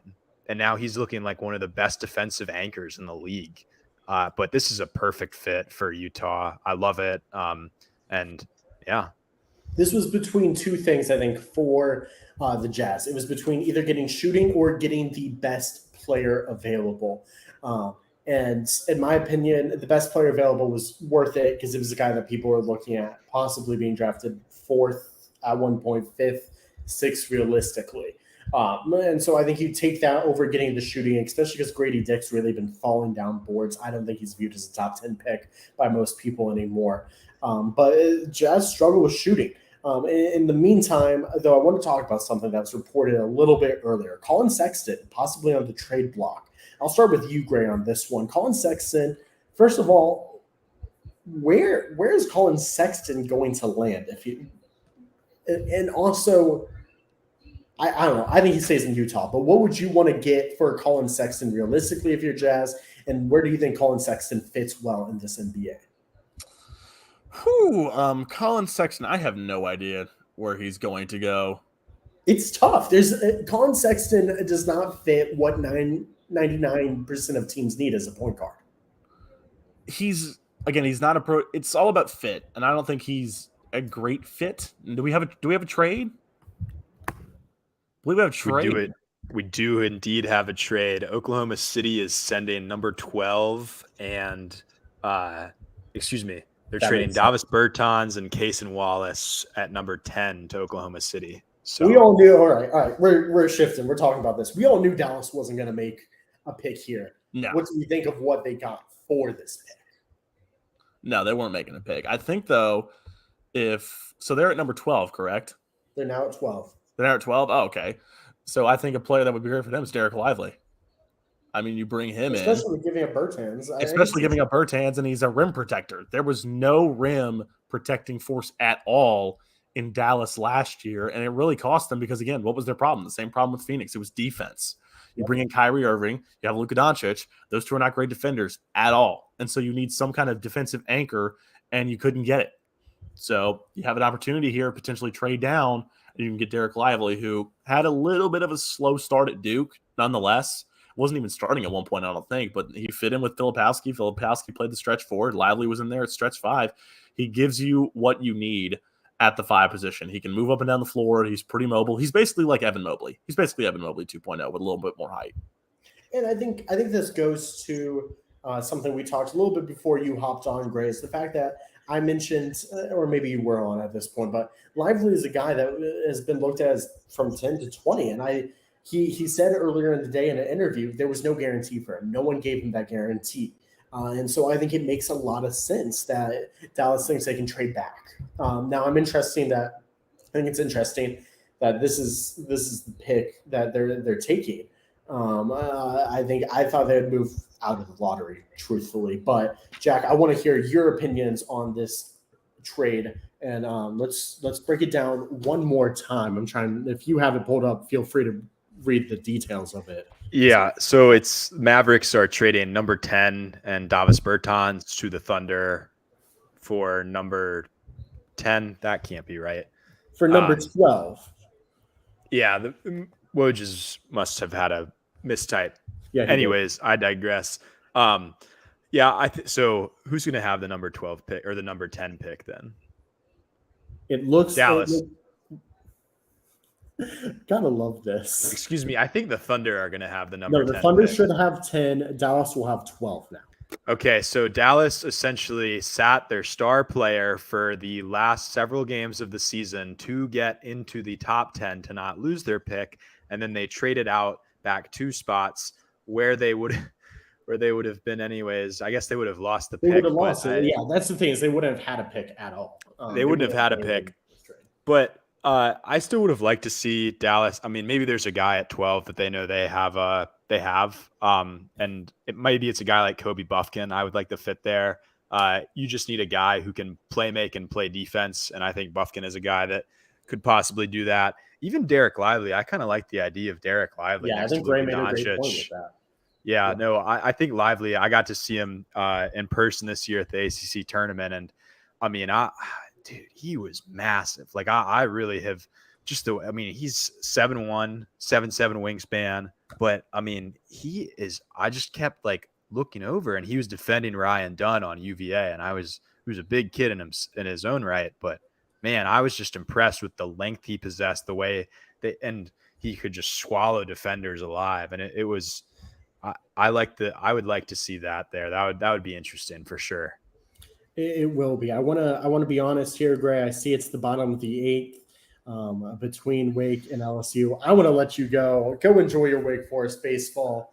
I'm It's cheering either them going to be on. heartbreak or it's going to be joy. So I- we'll see. I'm sad we're missing it, but I'm super hyped to be able to do this. I want to say thank you, taking some time out of your night to come join us. It's Yeah, been man. fantastic. Thanks for having me, guys. Of course. Just like that, it's back to the two of us again. Cason Wallace here from Kentucky. This is a guy that they flirted with falling down. That now he's getting drafted at 10th and going to go to Oklahoma City. Cason Wallace has been all over the place. I want to pull up what the Ringer says about Cason Wallace because again, just earlier today, the Ringer had him at 16. Shades of Drew Holiday, DeAnthony Melton. Well, Drew Holiday slightly better, but he's going to be a guy that I think is going to work. He has a really great feel for the game, as the Ringer mentions. He works hard. I think this is a good pick for Oklahoma City. I think it fits in their rebuild. Yeah, no, Wallace is a guy who I was looking at the first round today. I got to see at least 7 or 8 of these guys play in person. You don't need to brag. I'm not trying to brag, but No, obviously you get to I feel like you don't get that same appreciation unless you're like next to them and you're like, good Lord, like their feel, like you can pick up on the things, on the body language a little better. But with Wallace, I mean, he has these great instincts, fundamentals, and length. And the Drew Holiday comp is a great choice because like he just does not get rattled on defense. He navigates screens really well. He's extremely switchable and he has incredible anticipation. But all that aside, he is 6'2" and he is 195 pounds. You would hope for a guy like Wallace. Wow. I mean, obviously he's headed to Oklahoma City where, you don't have to be the primary guy. He's probably going to be, he's going to be the shooting guard, I suppose. Next, Gilgeous-Alexander is the one. And I can't think of their exact roster construction at the moment, but he's 6'2". That's the other thing you're not thinking about. Giddy. That's I think the guy. he's going to run the second unit. Yeah, which is a good spot for him, but a 6'2" guard, it's definitely hard to succeed, but the floor is a complementary role player, and he might turn out to be something more than that. I mean, we've seen guys, Steph Curry is 6'3". Excuse me. No, he's not 6', he's 6'6".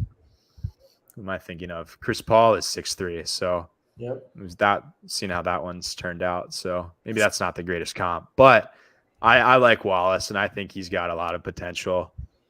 Orlando picking 11th. It's reported they're choosing Jet Howard. I don't think anyone expected Howard to be the first guy from Michigan off the board. Nonetheless, I actually really like Jet Howard at this pick for Orlando, though I worry, especially Franz Wagner. I think in some ways, I wouldn't compare their games, but in some ways they're going to bring similar things to the team. I'm surprised Orlando didn't literally pick shooting, whether it's Kobe Buffkin, whether it was Grady Dick. I really thought one of those two should go here at 11. Yeah, Jet Howard, I mean, that's very surprising to see him off the board this early. There must be something that they really like. I mean, he's a stellar three-point shooter. He was shooting just over 7 threes a game, and he shot it at about a 37% clip on the year. But he's just really capable of shooting off of movement. He shoots well off balance, and I mean, this is the ideal modern NBA guy, and I like the fit for the Magic. I mean, they spacing is something that they need, and I think this is an excellent addition to their young core. I think he can do a multitude of different things, and I think we've seen Franz Wagner do that too for the Magic recently. I think you'll see Howard start off the bench for them, possibly, and then things can change. Here's the thing I'll say about Jet Howard. I think Jet Howard has a way higher ceiling than Franz Wagner does. I think Franz Wagner will improve, but I think Jet Howard, if one of those two guys is going to end up making an all-star game, I put my money on Jet Howard for at this case. But now, that was a straightforward pick. I think we kind of knew what to expect, and while they did shock us a little bit, coming at number 12, it's going to come as Oklahoma, but it's going to be sent to Dallas. What does Dallas want in this pick? I think the pick is an interesting question, but I think the thing that dumping Bertans, that frees up quite a bit of cap space to pursue a possible free agent who, I mean, there had been rumors about Draymond Green and coming to Dallas. That's definitely something I'd think about. And obviously the Golden State stuff that happened today, maybe that's not as likely, dumping Jordan Poole, but at the same time, Dallas 3-and-D wing would be perfect here, or a guy. Obviously we talked about Derek Lively, but maybe even someone like, a secondary playmaker who could, run that second unit when Luka and Kyrie aren't on the floor. Like a Grady Dick type would make some sense. A Cam Whitmore could make sense as well. I'm really not sure, what their plan is here, but who do you think would be the best fit in Dallas, or do you think they should draft for more star potential? So I will say I want to get here in a moment into the Kyrie conversation. I think what they plan on doing with Kyrie, whether they look at sign and trading him, if they're 100% committed to bring him back, affects what they should do with their pick. With that being said, with trading away Bertans, I think Lively is a great selection, especially because I am high on Lively. I think Derek Lively is a very, very good player. With that being said, I wouldn't be mad at a Grady Dick type player. They do need shooting. I mean, that's the thing is both Kyrie and Luka can get downhill, get into paint, and get guys open. And someone like Grady Dick is a really great fit. I think Dallas is close enough to win now, especially if they bring Kyrie Irving back, that they have to go for fit instead of best player available, unless they're looking to trade this pick again. That is the one exception. Because of that, I think it comes down. I think Lively is actually a really good selection. I think it doesn't really hurt the roster at all. I think Grady Dick is a big bust potential. That's a fair take, and we can get into that later because Dallas is indeed selecting Derek Lively with pick number 12. It makes sense. And now with that, they're bringing Kyrie back. That's how I feel about it.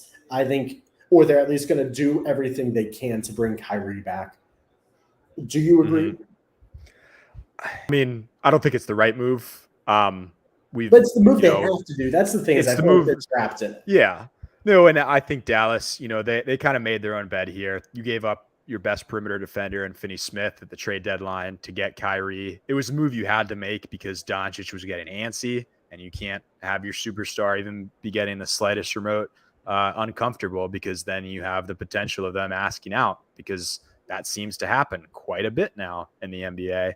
But I think that a move like this is telling that the Mavericks, telling Luka, telling Kyrie that, hey, we think we can do this with you guys, and we think that Derek Lively is a guy who can come in immediately and be an impact player. Now, again, Jason Kidd, who's the coach in Dallas now? It's not Jason Kidd anymore, is it? Yeah, it is. It's still Jason Kidd? Yeah. Either way, it is? Okay. Well, maybe he takes a chance on a rookie like this, but we've seen maybe there's something else going on with the Christian Wood thing that's been happening. But I think Derek Lively, just the sheer length that he has, I mean, he can dunk and screen well. And there were even times where I'm like, hey, this guy, he looked a little passive, and I think there's something more here. I mean, but there was that game against Carolina. Derek Lively blocked 8 shots in a single game. I don't care who the level of competition is, but the fact it was against your rival, your biggest rival of all time, Preseason number 1. Yeah, preseason number 1, who obviously had an absolute falling off, but blocking 8 shots, even if it was against like some first graders, you'd still be like, wow, he blocked 8 shots. Hey, I'll say if they were going up against some first graders, I'd expect Derek Lively to have a triple-double with blocks. Maybe, but first graders are pretty good this time. I mean, Jeff, did you ever think maybe that you're just not that good? No, but like they're trading away these 2032 picks, and you're like, well, those guys are in first grade right now. Yeah. I think Kyrie is a guy that you have to bring back just based on the fact of the corner you've put yourself in. With that being said, do I think if the perfect sign-in trade comes around, sure, yeah, go ahead. If the perfect sign-in trade doesn't come around, then you're keeping Kyrie. It could be a short-term deal, but you might as well. And I think Luka has a lot of input over there. I hope he does. I mean, that guy, he's the next wave. He is part of the next wave of stars that is going to lead the NBA. So the Mavericks are idiots if they don't. Let's transition again to the next pick, one of the last two picks in the draft, or excuse me, in the lottery for this year's draft. It's the Toronto Raptors drafting at 13. I kind of feel like this is the best pick available. Like, I feel like this is take the best guy available, and I think Cam Whitmore falls here. Yeah, and there's still a lot of questions with what Toronto plans to do. I mean, I think Masai Ujiri, his goal has always been that he's wanted to do a full rebuild, even like before Kawhi was there. That was his hope. If they couldn't get Kawhi, they couldn't land Kawhi, he was going to tear it down that season. But obviously, they went on one of the greatest runs in history to the title. But for the life of me, I can't understand why, if you're Toronto, you don't just want to blow it up. I mean, earlier this season, you were getting offered like 4 first-round picks for OG Anunoby, and you still were saying no. And I don't know how real those rumors were, but at the same time, you have Siakam and Fred VanVleet and Anunoby all on the table, and you could deal them to get a great bit of equity that could lead to a rebuild. And OG Anunoby is a good player, but I think if I'm the Raptors, if I'm offered 4 firsts for him, I'm taking that. I don't care who it is. And, I don't believe that Fred VanVleet will be back. I'll be interested to hear your opinion on this, but I don't think it'll be he leaves for nothing. I think it's going to be a sign and trade. Just because, again, with the CBA that's coming in and everything, I think it's going to be pretty much impossible for anyone who doesn't, unless they absolutely are the trash can of the NBA, to sign Fred VanVleet. And so I think you're going to see a sign and trade. Pascal Siakam said he's probably wouldn't look at re-signing with anyone if he gets traded, which means the Raptors are kind of stuck with him and he wants to stay in Toronto. But like what the Raptors need to do is, I'm sorry, just because a player doesn't want to get traded doesn't mean you can't trade him. Who cares? And I agree. I think it is a great thing they got Kawhi Leonard, and I think it was smart that they went ahead and gave it a few years afterwards. But it's time. It's time. Go ahead, draft the right guy here, and then just get good value for your guys and start a rebuild. You can hold on to guys like Scotty Barnes. Of course, you're not trading him, but go ahead, sign and trade Fred VanVleet. Go ahead and see what you can get from OG Anunoby. I guarantee you a team like the Trailblazers will be happy to overpay for OG Anunoby right now. And when Pascal Siakam's going to have a market whenever, it seems like it's got to be the time. And I don't know why the Raptors have flirted with this the same way Dame Lillard's flirted with leaving Portland. Mm-hmm. Well, and Gary Trent opted into his contract. VanVleet opted out earlier this week. Mm-hmm. But like you said, why would you not do it now? Because next summer, OG Anunoby and Pascal Siakam are going to be unrestricted free agents. So you could get a huge return now for those two guys, who I think Siakam is one of the more underrated guys in the league, and Anunoby is one of the premier perimeter defenders. But what if you lose them for nothing next summer? What has this all been for over the last few years, where you've been in a pit of nothingness? You got Scotty Barnes, sure, but other than that, what have you done? Nothing. Yeah, I mean, when I think of mid when it comes to the NBA right now in the past few years, the Toronto Raptors are perfect. They have a bunch of lengthy guys that aren't bad by any means, but by no means are going to be the reason you win an NBA championship. Pascal Siakam was an absolute X factor to that championship team, but he's not an X factor if it's not for Kawhi Leonard. He's not the piece that got them there. While he might have been the X factor, I think without that growth, they don't make the NBA Finals and don't win the NBA championship. I think that he's a very good player, but he's not going to be the guy that gets you over the hump. He might be the X factor once you get there. Aaron Gordon, not the guy who got the Denver Nuggets. He may have been a massive X factor for the Nuggets, but he wasn't the guy. So now Thunder selecting, again, this is lively. We've talked about this. Lucked out and a ton of injuries in that playoff run. You'd be correct. You're going back to that Raptors playoff run. It's true. But the run was crazy, no doubt about it. And there were injuries. That was a great championship. That was one of my favorite playoffs of all time, if I'm honest. Watching that, as much as I wish we could have seen a healthy series, I think if we saw a healthy series, it would have been a competitive series against the Warriors. But that's not what we're here to talk about. The Raptors really need to blow it up. And I wouldn't be surprised, though, if they try to. I mean, Cam Whitmore, here's the reason they signed him. He's the best player available by far, I think, right now, or draft him, excuse me, and they can, quote unquote, continue on win now mode. On the other hand, Grady Dick, he's a guy that can go into win now mode and add them shooting. I don't think of them as having tons and tons of shooting. You have Gary Trent, which is a good shooter, but it's not like you're like dead-eye shooter, dead-eye shooter, dead-eye shooter. I think he is their dead-eye shooter of the future if they were to draft him. Outside of that, I don't know where they would go here.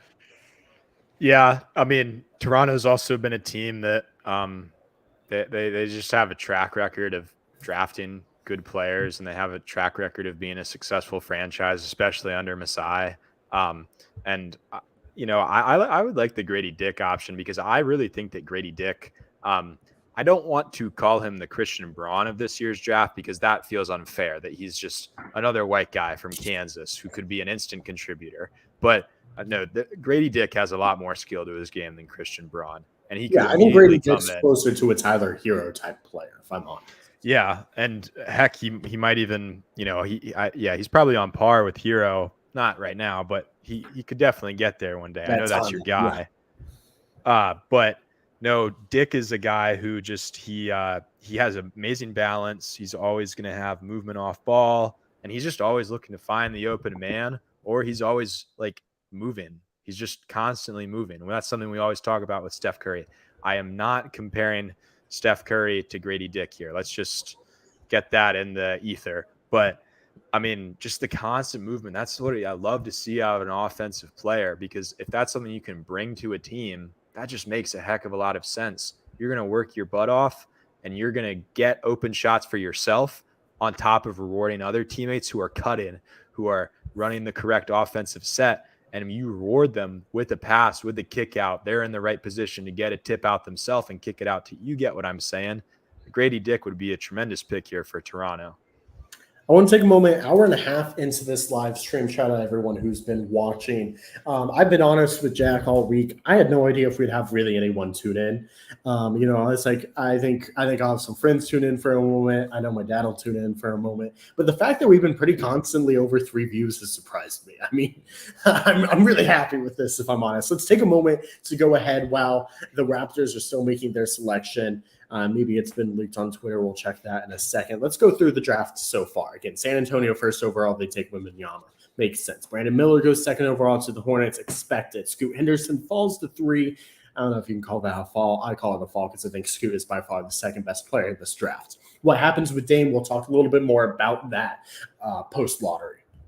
The Rockets take Amen Thompson. Asar Thompson goes 5th overall to the Pistons. Anthony Black, the guard from Arkansas, goes to Orlando at 6. Indiana trades their pick at 7 to Washington. Kulabi goes there. That is Wembanyama's teammate. At 8, this means Jarice Walker, goes to Indiana. He's the freshman from Houston. That was second team All AAC or All Rookie team or All Rookie player. I forget what the stat line that was thrown up earlier was. Utah Jazz select Taylor Hendricks, who was looked at as maybe a possible 5'6" type guy on big boards at 9. Number 10, Kason Wallace from Kentucky was another guy that looked like he was falling down draft boards, gets picked up by Dallas at 10, but it's headed to Oklahoma.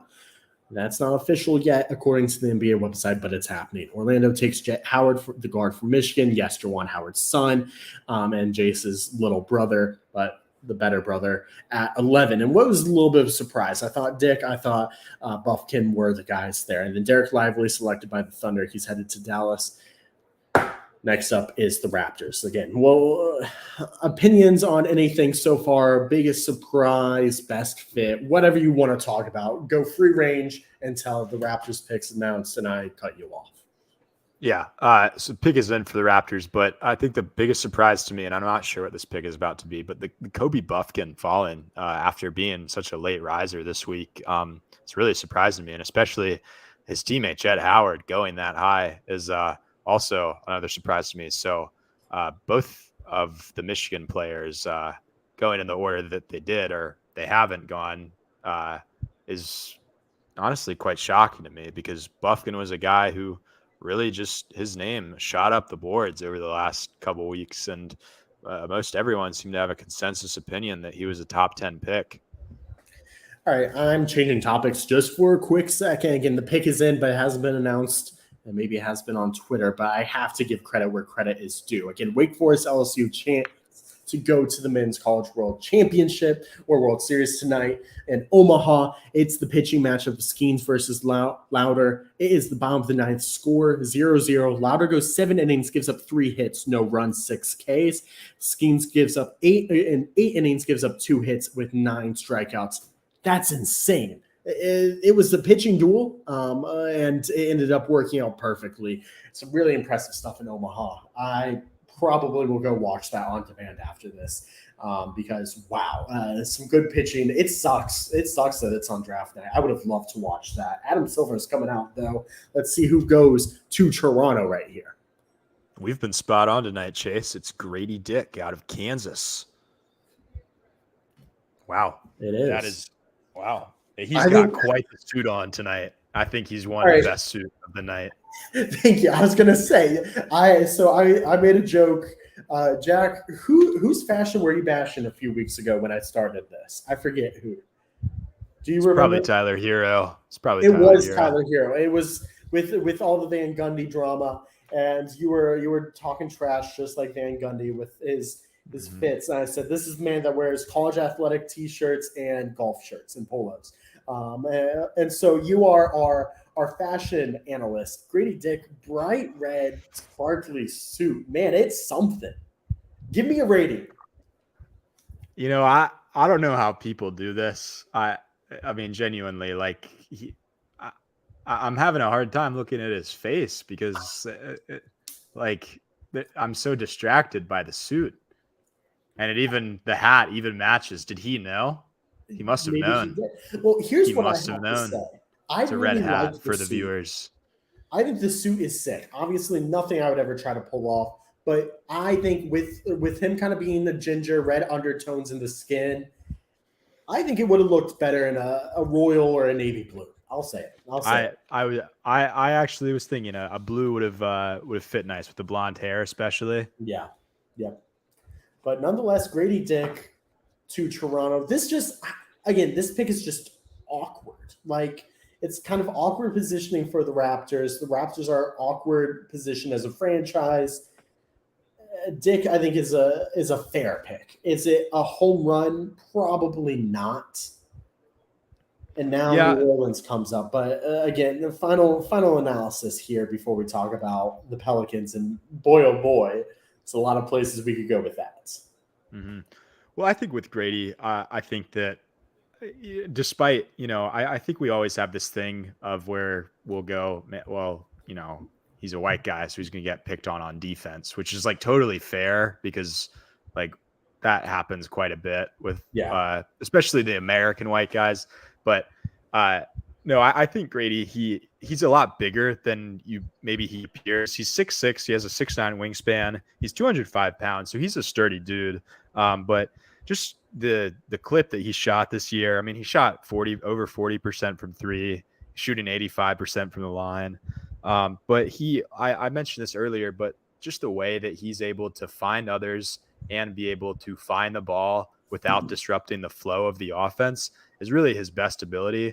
And he can shoot spot ups, transition, pull ups, you name it. And he just has phenomenal body control, and he'll finish with either hand, and he just has nice vision and passing. And I mean, he even has solid defensive instincts, but no, I think this makes sense for, the player, but at the same time, I feel like Toronto has more coming. And I guess this means Van Vliet's on the way out. If this is the guy you kind of want as maybe your 2-1 of the future. So, I mean, what do you think Toronto is? You think there's something more, or do you think that this is the move?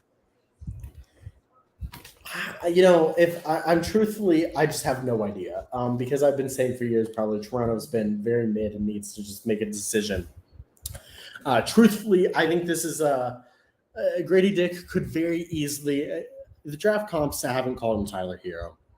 But this very easily could be a Tyler Hero type pickup. And I think that could really boost the Rockets into keeping up what they've done for the past few years and just being this awkward team that's kind of in the abyss for a lot of the year and sometimes is in the playoffs, sometimes is in the play-in, sometimes is in the lottery.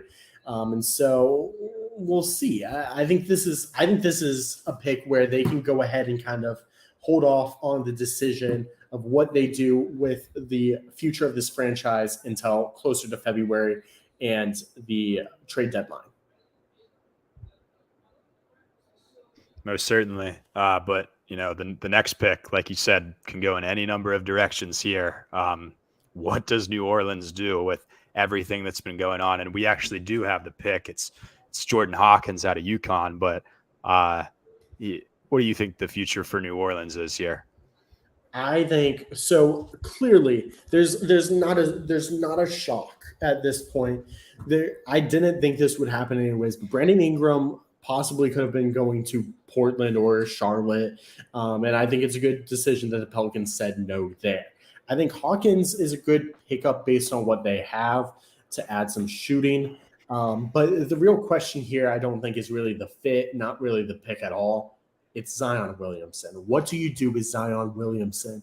And I don't think Kyle's still watching. If he is, Kyle, light up the comments. I know you have lots to say about Zion Williamson. We'll talk some sides of the Zion drama. We'll stay away from others, to say the least. But I think the big thing is you got to decide, are you going to bank in on Zion Williamson or do you trade him now? Because the risk is if you want to cash in on him, let's say at the trade deadline, it could go well and he could play 50, 60 games, how many ever games before the draft or the trade deadline, and help boost his stock. But then do you want to move on from him or do you trade him now?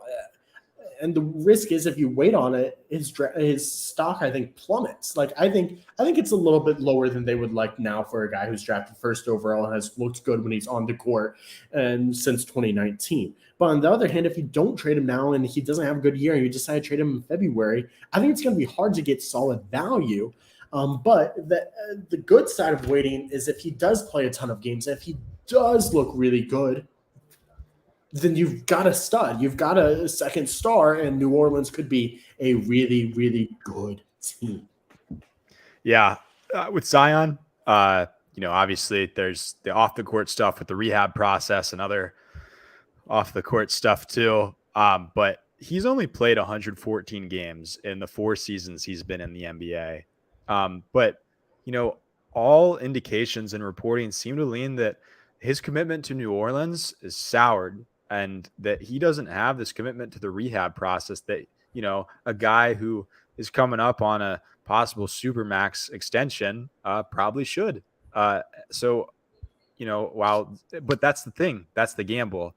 If it's a wake-up call for Zion and you trade him this offseason, and then imagine this, like he just goes to another team and he's like, oh man, like I actually probably should have been trying more in the rehab process. And then he breaks out and just has this amazing, amazing season like we've seen he's capable of, because he's a top 10 player when he's out on the court, when he's healthy. But how often is that? So it's really a gamble here if you're New Orleans. So you got to think carefully. I want to go back to something we talked about a little bit earlier before talking about Cooper's point here that I've penned. They just officially announced the trade between the Thunder and the Mavericks. Bertans, you mentioned it earlier. That's a lot of money off of the Mavs, and that's a good thing. It's $22 million. I did not realize it was 20 plus. I thought it was in the teens. So that's even bigger for the Mavericks. I think that's a massive dub for them. Bertans, not a bad player, but 22 mil is a lot for the guy, especially if Derek Lively can fill that position. On the other hand, Cam Whit. Oh, go ahead. Oh, no, I was just going to say, I just remember when Washington gave him, what was it? It was like 4 years, 100 or something. It was 5 years, 100 million is what Bertans got. So it was one of the top 3, top 2 worst contracts in the NBA. It's tough. It's tough. What also is tough, Cam Whitmore still falling officially out of the lottery. A guy that seemed to be a lock at number 5 at the worst, 48, 36, or so hours ago, 36, 48 hours ago, is now not a lottery pick. Cam Whitmore, who takes him? Who takes him? Well, where do you think he ends up falling now? Honestly, I think Atlanta with the next pick might not be the biggest gamble in the world. I think that might be a good bet. They're always looking for defense and 3-point shooting. They were at the bottom of the league in 3-point rate and percentage last season. But, you know, Bay and Garrison Matthews were fine additions at the trade deadline, but they could really use a 3-and-D wing. But how about at the Kobe same Buffkin? time, who actually just got selected there. Yeah, Buffkin just got announced by Shams. We'll talk about that in just a moment. I think for me, it wasn't necessarily Atlanta. To me, it's Utah. I think Utah is the one that makes a lot of sense for him. I think that's a really good pick. Utah in a rebuilding process, multiple picks tonight. Go ahead, take the best available player, especially when he was looked at top 5 at one point in this position. But Kobe Buffkin in Atlanta, it seems like an Atlanta pick in the type of picks that they're gone for in recent years. I think you could go really well. I think you could go really poorly. Kobe's another guy. I want to see your opinions on his suit when he gets picked in about 2 to 3 minutes, though. Oh, does he have a good suit? Oh, he's got a suit from what I remember. He's got a suit and some glasses. Yeah. No, Buffkin is an excellent selection for Atlanta. I mean, like I said, bottom of the league in 3-point rate and percentage.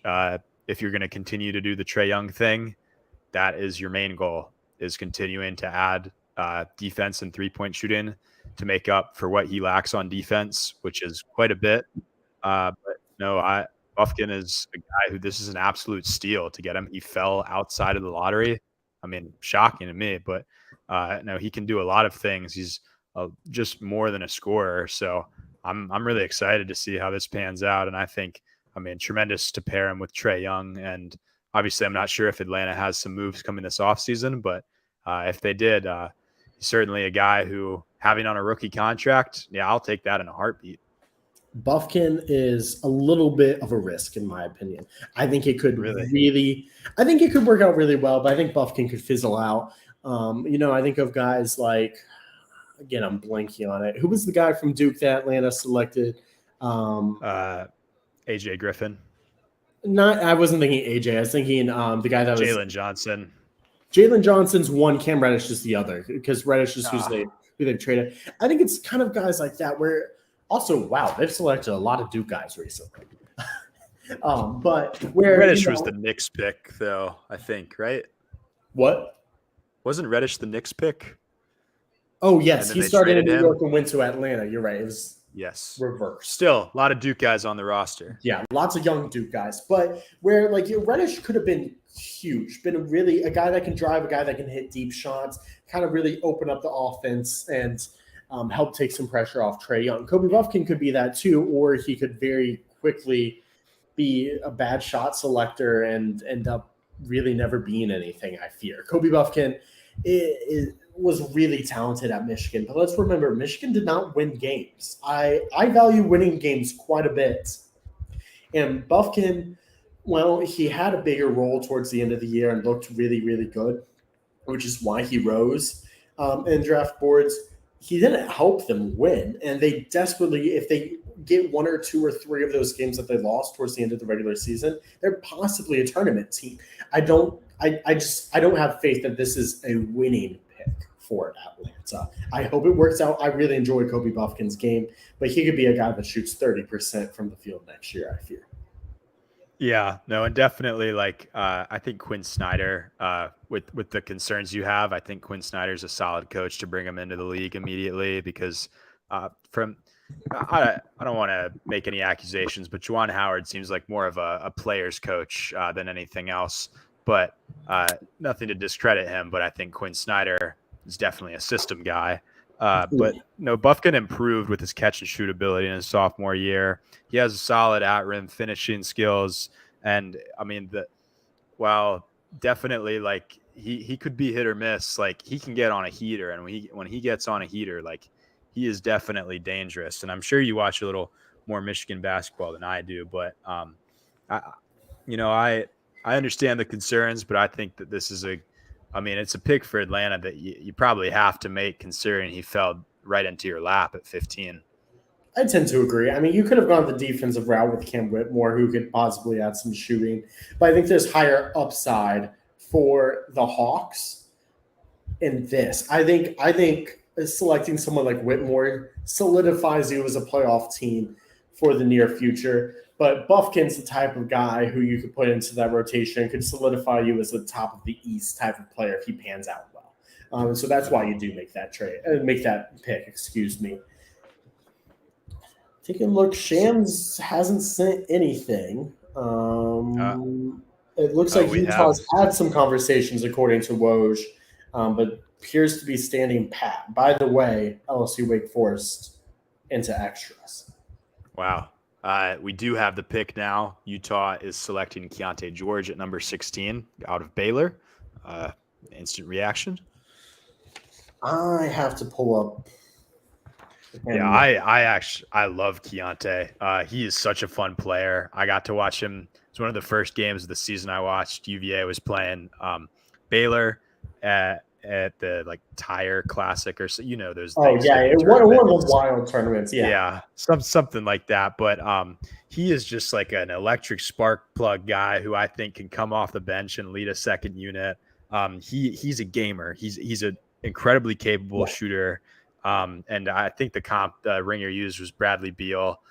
They did. But he just has. I really like his game, and he has pull ups, step backs, side steps. He'll go all the way to the cup. He's a three-level he can even draw fouls. Yeah, he's amazing, and I think that Utah. I mean, maybe this is finally when you move on from Jordan Clarkson and bring in Keontae George as a guy who can run that second unit. I agree. I think even long term, what you look at this is hopefully Keontae George. Now that I've refreshed myself on who he is, he can be one of your guys for the future that can just bring that offense. They have some really good pieces. Lauri Markkanen played really well on both sides of the ball. Walker Kessler has played really well, especially on the defensive end. But I think the thing is they could just use scoring in any way they can get scoring, especially if it can be semi-efficient. So that's the knack against Colin Sexton, in my opinion, and why I'm not against them moving on from him, especially if Keontae George comes in. Let's say they're both on the roster, him and Sexton, at the beginning of the year, which I believe they probably will be. And Sexton shoots 45% again, and Keontae George is putting up 15 a night and shooting anywhere near 45 plus.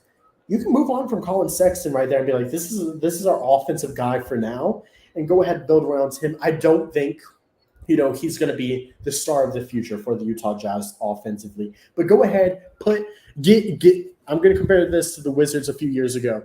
Get your John Wall. He can be your Bradley Beal. And then something the Wizards never had was that third option. Possibly that's Lauri Markkanen. I think this is a really good setup pick for the future, especially at 16 for the Utah Jazz. Yeah, well, I mean, like you said, like Utah, they shouldn't be in any rush here. I mean, earlier they selected Taylor Hendricks. I mean, this is turning out like you look at the players. I mean, just name the ones off the top of your head, and there's even guys on the bench who I'm probably not thinking of, but Colin Sexton, Keontae George, Taylor Hendricks, Lauri Markkanen, and Walker Kessler. I mean, those are all guys who have incredibly high upside, and we've already seen Kessler. I mean, before Utah started shutting guys down, I mean, and obviously they regressed a little bit on their own, but I mean, they were right there at the tops of the league in January, February, even. So I really like the direction they're heading in. Danny Ainge obviously was a fantastic addition to that management staff, and he's going to take them in a great direction. And we're already seeing the fruits of his labor pay off. Absolutely. I want to move on to 17 and actually, I want to point out this maybe tweet of the night. I love NBA Twitter, especially on a big night like tonight.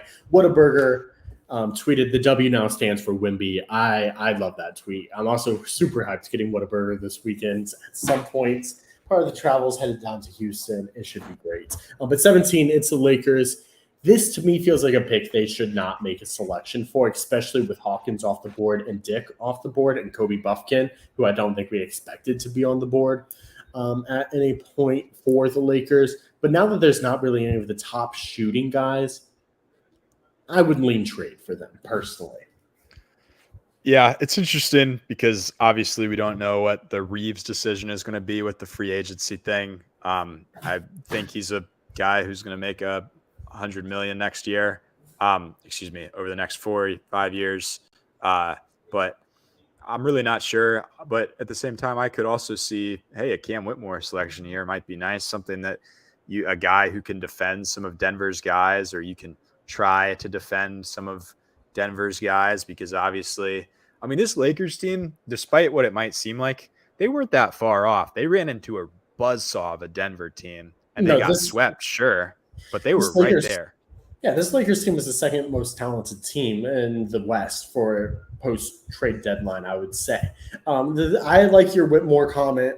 I think either of the next two teams, whether it's the Lakers or the Heat, I think they should be thrilled if they go ahead and get Cam Whitmore.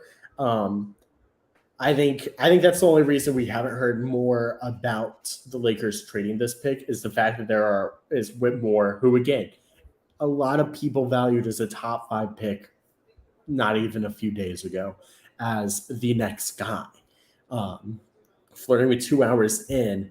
But outside of Whitmore, I don't know who I like for the Lakers here. And I think that's because there's so many question marks and they have to be in win now mode. That's the thing, is they have to. One of the mock drafts I look at by NBAmockdraft.net had George going here. I think that's a decent pick for the Lakers, but he's off the board. I think a lot of the guys that make sense, they need some guys that can just help space the floor and have some hit some clutch shots, hit some big shots for the Lakers and LeBron and AD, and let LeBron and AD be LeBron and AD. And I feel like there's not a ton of those guys that I really like that are left right here. Whitmore is just, I think he's a guy you take because you can pair him in a trade. That's why I like him, is he's a guy that's attractive to trade for Dame Lillard, trade for Paul George, both of which we got to talk about still, as well as this trade that we're going to talk about in a few minutes, which is the Wizards and Warriors.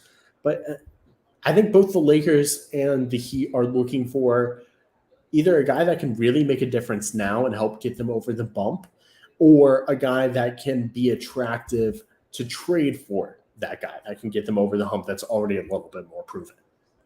Yeah, and I think there's a lot of guys in this draft where it's like, hey, they're like kind of proven players, and obviously if you're the Lakers, if you're Denver, and I think we can get into that a little later, Denver traded up to get into the early second round because they're probably going to lose guys like Bruce Brown and might not even have the money to pay KCP. You got to think about, hey, who are these ready-made players coming out of college who maybe played 2 or 3 years? Maybe it's an Andre Jackson type out of UConn, a Jaime Jaquez Jr. type out of UCLA.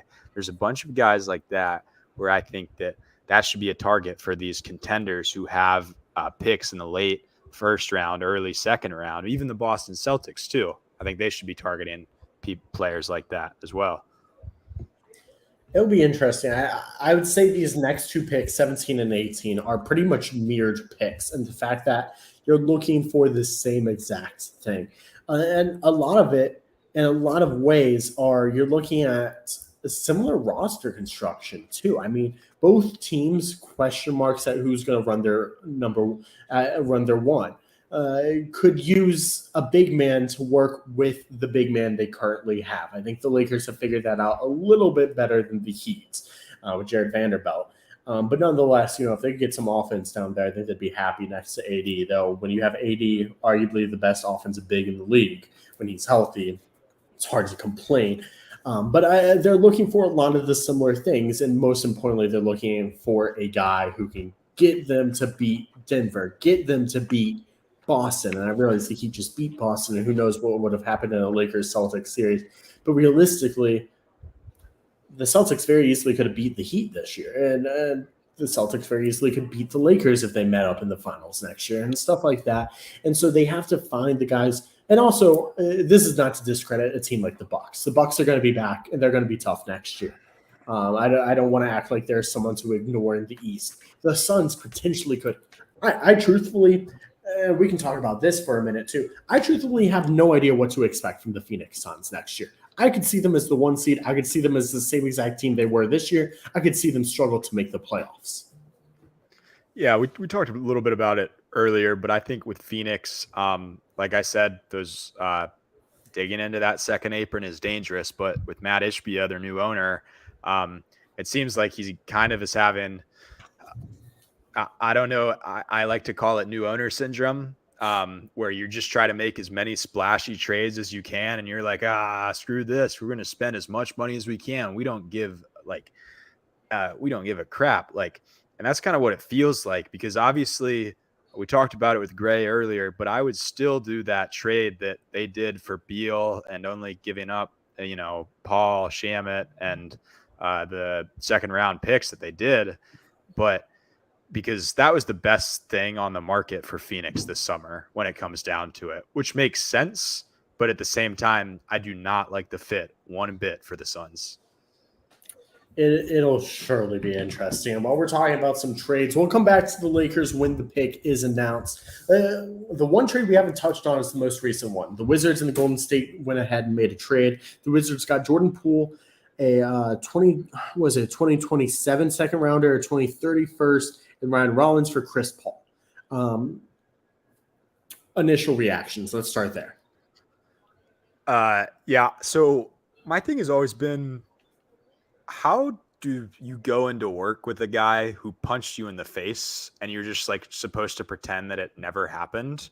And that just felt like something that was never addressed. And there was clearly a chasm divided between the young players and the new crop. And we just, the Warriors just wouldn't talk about it. And it all came to a head when they traded Jordan Poole today. I think the big thing I get from this is you're locked into Jordan Poole for 4 years if you're Golden State before this trade. Chris Paul is partially guaranteed this year and non-guaranteed next year. So if Chris Paul doesn't work out, you can save yourself money here easily. There's more options. You make Draymond Green probably a little bit more happier, and now I feel like it is solid that Draymond Green is coming back. On the other hand, Jordan Poole gets to go prove himself in Washington. That's really exciting. There were some questions whether Chris Paul was going to stay. It seems as if he is. But you can also look at moving him if it doesn't work out. But they won't be waiving him. They won't be cutting him. They won't be trading him. They'll at least try out the experiment. The Warriors gave up a lot, though. Let's talk about this. The Warriors gave up a lot to get off Jordan Poole, and that is, again, because of this new CBA agreement. Mm-hmm. No, I think with Poole, like I said earlier, I think it's really hard to just do that. But the CBA, basically, for those of you who don't know, this new deal, basically you devote essentially all of your money to your two guys who are going on the poster, to your Jaylen Browns and Jason Tatums of the world. And then all the other money, you just kind of have what's left over. And you're just trying to stay under that second apron and sign guys on the mid-level exception if you can. And for the contenders, you're kind of just hoping, hey, I hope these guys will take a pay cut because they want to win a championship, because it really limits what the contenders are going to be able to do these next couple of years.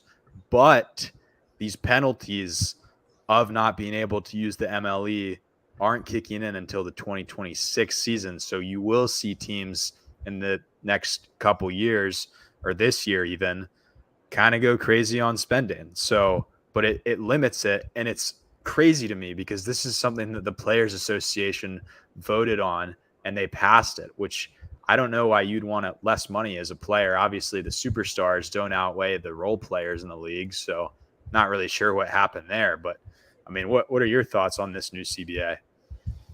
I think it was Wojnarowski that said it earlier today. In fact, by the way, Lakers picks, and we'll talk about that in just a moment after this point. But it's a way to bring in parity in the NBA. My problem with it, and I don't think you should say, here's the fix for everyone, but there's no good fix for so many teams. It's going to really screw a lot of teams in the short run of things. And it doesn't help the players. I don't understand why the players completely agreed to it. I think its goal is to go ahead and get more champions and not see Golden State versus Cleveland in the finals for 4 straight years. Here's my problem. For the past 5 years, we've seen 5 different NBA champions. We've seen different finals. I think it was a fix that was an issue years ago. That's not as much of an issue now. And the goal is to get teams like Indiana, to get teams like Memphis, to get teams like Oklahoma to be able to look a little bit more attractive to free agents. But here's the thing. I don't think that's going to happen. Unless they have a really good team, it's not going to happen. It's just nobody's going to be like, yeah, I'm going to Indiana now because they have the money. They're going to find the New York owner or the Lakers owner or whoever, the Phoenix owner, that's willing to pay the crazy tax money. By the way, Jalen Hood-Schifino, the big guard from Indiana, gets picked up by the Lakers. The Ringers comp was Spencer Dinwiddie on this one. Again, shout out to the Ringer, literally my best friend over the last 2 to 3 days. I think it's a decent pick. I would be satisfied if I'm a Lakers fan. Kyle, I don't think you're watching anymore. I think you're probably either enjoying the game or driving home. But I think this is a satisfiable pick for the Lakers right here. Yeah, Hood-Schifino, the biggest questions with him, it's what's that 3-point shot going to turn into?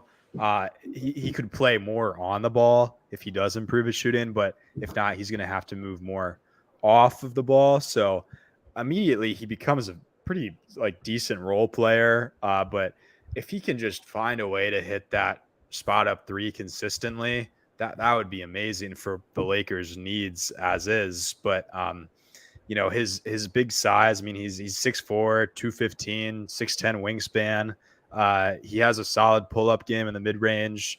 He'll drain shots off movement, but he'll also pass to a rolling big man out of mid-range options. That mid-range is really what's lethal for him. But the big question is, will he be able to extend his range to 3? And that's what you really hope to see. So we'll see if that happens for Schifino. Obviously, the Lakers are a little more concerned about winning now than developing guys. So again, I wouldn't be surprised if they actually ended up trading Schifino down the road. But right now, that's a fine pick, and it's serviceable for what the Lakers need. And maybe it fills the gaps of Austin Reeves if he decides to leave in free agency and the Lakers can't match his offer sheet. Yeah, this pick to me screams I can fill in whatever hole I don't fill in free agency. So it can be the Reeves role. It can be possibly a point guard type role if they do lose D'Angelo Russell. But you mentioned something. I wouldn't be surprised if we don't see Schifino ever end up playing for the Los Angeles Lakers.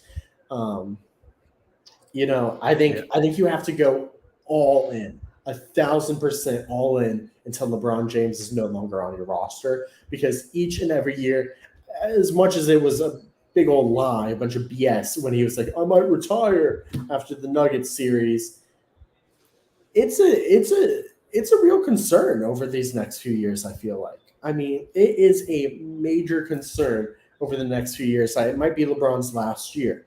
And so because of that, if you could change Hood-Schifino into some proven win now type of contract, I think you take it. I think you very much take it. But now I want to move back to this Wizards-Warriors trade, unless you have anything else to add. No, really just my other concern with Hood-Schifino is just that his shot is a little mechanical at time, or, the mechanics aren't great and he kind of will spray it left or right. So there's no clear movement on it. So that's what I'm concerned about. And if he's not going to hit threes, then the Lakers really have no reason to keep him, because as being a primary facilitator is not his job, or will not be his job if he can't do that. So if he can, great. If he can't, you got to move on. Cooper says fits the Lakers well in the present and should develop well in the future. I agree. But again, they're not looking for it's an unknown whether in some ways it should fit them well in the present, could fit them well. But still, I mean, it's probably not going to be the perfect fit, and they can find probably a more serviceable fit with the trade. The question is the value worth it? Because I don't think Hood Schifino is going to get you a whole lot at all from trade wise. With that being said, let's move back over to this Wizards Warriors trade. I think the interesting part of this, we'll start with Jordan Poole here. Jordan Poole being the guy in the capital city in Washington, D.C., I think a really underrated aspect. Jordan Poole can either prove himself or Jordan Poole can prove that he was one year wonder. And I'm really excited to see what he does because he will be the guy in this Wizards core next year. Mm-hmm. I like, despite the struggles he had this year, despite the times that it kind of looked like he was shot chucking, his role was more, I don't think it was as defined as it should have been. And obviously we had the whole Draymond situation, but I mean, I think we'd been texting earlier this week and we'd been kind of criticizing, hey, like, what the heck is Washington doing here? Why are you not trying to get more return on all these assets you're giving up for Beal and KP? And it feels like you get nothing. And then you leverage that into Jordan Poole and you get plenty of second round picks to spare. I like the direction Washington's heading in with Michael Winger as manager, as the new general manager. So I think it's really interesting. DC could be cool, but sorry, you're cutting in and out. No, you're all good. I was just going to add to your point. Look at the Wizards core. They're going to have Tyus Jones. They're going to have Jordan Poole, Johnny Davis, Corey Kispert's there, Danny Adiva's there, Daniel Gafford's there. They went and got Kulabi tonight. Next year, probably going to be another top 5 pick. Could get quality there. And then also going to go ahead and possibly re-sign Kuzma. I mean, they could bring back Kuzma. This is not going to be a team that's going to scare anyone next year. But truthfully, especially with the haul of picks, they've had the opportunity to swamp, to go ahead and draft in the second round. If they get 1 or 2 dimes in the second round, guys that really work out for them over like the 8 that they've collected over the past 7 days, the Wizards actually have started off a really good core for what could be a possible rebuild. Yeah, and I imagine Kuzma probably isn't going to end up re-signing, but like you said, like Gafford, tremendous guy. I always thought they would always play Alex Len over him in the playoffs, and so I was disappointed that we do have the pick. It's Jaime Jaquez Jr. out of UCLA for your Miami Heat. Chase, I'll let you take the floor here because I think a lot of people wanted Hood Schifino here, and it looked like it was a possibility, and it didn't work out, obviously, with the Lakers taking him. Hawkins Jr. is someone I'm satisfied with.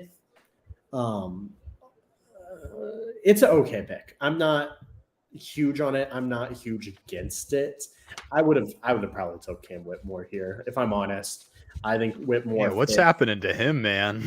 Yeah, he's falling 19, 20. He's likely not going to be in the top 20s. Hawkins Jr. is a guy that I feel really, really confident is going to know his role and do his role. But he's also a guy I'm really, really confident is going to never be more than 10, 15 minutes off the bench for the Miami Heat, especially with who knows what Jovic looks like next year for the Heat. Do they bring back Kevin Love? This makes me stress that they don't think they're going to bring back Kevin Love. Caleb Martin, does he play out of his mind again next year? Does he come back to earth? What is earth like for him next year? There's a lot of questions, and it could end up being Jaime Jaquez Jr. never plays for the Miami Heat. Let's be honest. This could easily go. This will be in a package for Damian Lillard if they trade for Damian Lillard. And I'm not saying I think they will. I don't hate the pick. It's a safe option. It is a very safe option. I think that's the best way to say it. Yeah, and I like, like you said, obviously, Jaquez is a guy, what you're getting with him. I mean, we've watched him in the last 3 NCAA tournaments. I mean, we remember he was on the Jalen Suggs team. Maybe that was 4 tournaments ago. I can't remember COVID, 3, but Yeah, I mean, he's a surefire thing. You know what you're getting. You're going to get a guy who's pretty versatile. You know he's going to hit those faders in the post. He's going to be able to stretch the floor. He's going to be able to initiate some stuff. But I like it. And I was actually looking at former Pac-12 Players of the Year. So I mean, maybe it pans out for Hawkes based on the track record. So this year, Hawkes won it. Last year, Matherin won it, playing amazing for the Pacers now. 2021, Evan Mobley won it. 2020, Peyton Pritchard. 2019, Jalen Noel. 2018, DeAndre Ayton. 2017, Dylan Brooks. And 2016, Jacob Portal. So, I mean, not bad names to be mentioned in. So, I mean, if he turns out like any of those guys did, obviously – he's probably not going to be Evan Mobley or Matherin, but those are all great names to be mentioned in the same breath as. Yeah, we'll continue this in a moment. I'd like to say I'm sorry to Gray Ost. LSU wins it in the 11th 2-0. Probably the most talented team in baseball now heads to the College World Series. That series against Florida should be a whole lot of fun. And a great year for Wake Forest that, by the way, our Elon Phoenix got that dub over earlier inside Latham Park. That is fun. I want to go to Twitter really quickly and just give you the vibes of my Twitter because, well, obviously I follow a lot of Miami Heat Twitter accounts. It seems like the fanboys of the Heat and the Heat guys I follow, whether it's the fan accounts or some of the, I don't know that they're really beat reporters, but insiders and stuff like that are very much connected to the Heat, very much Heat fans, seem not thrilled. Someone had tweeted along the lines of Miami can't go wrong with this pick with the options that are out there. And one of the accounts I follow quote tweeted and said somehow they went wrong with Jaime Jaquez. So they seem unthrilled, but general NBA people that I do follow or social media basketball people that I follow seem to be happy with the pick. And I think that's a mixture of how I feel and how people should feel about this pick. It's an all right pick. It is a safe option. It is a ham and cheese sandwich. It's not even grilled though. It's just the ham and just the cheese. And you know what? You're gonna eat it. You're not gonna be upset about it. But it's not that beautiful $20 Cubano type of sandwich. This might be the worst analogy I've ever tried in my life. But y'all I like it. It's gonna be what it is, and the Heat will live with it. And Jaime Jaquez Jr. I find it interesting. A year after drafting Jovic, does this mean that maybe they still feel like Jovic isn't gonna be ready for next year to be a serious part? Does it mean that to me, I'm probably reading in too much. Does it mean that? Does it mean that K Love isn't coming back and they feel confident of that? We'll see. But again, let's head back to this Golden State trade. Another thing that I find really interesting that we haven't talked about is Chris Paul, ever since he's been traded to Washington, we knew he was getting rerouted.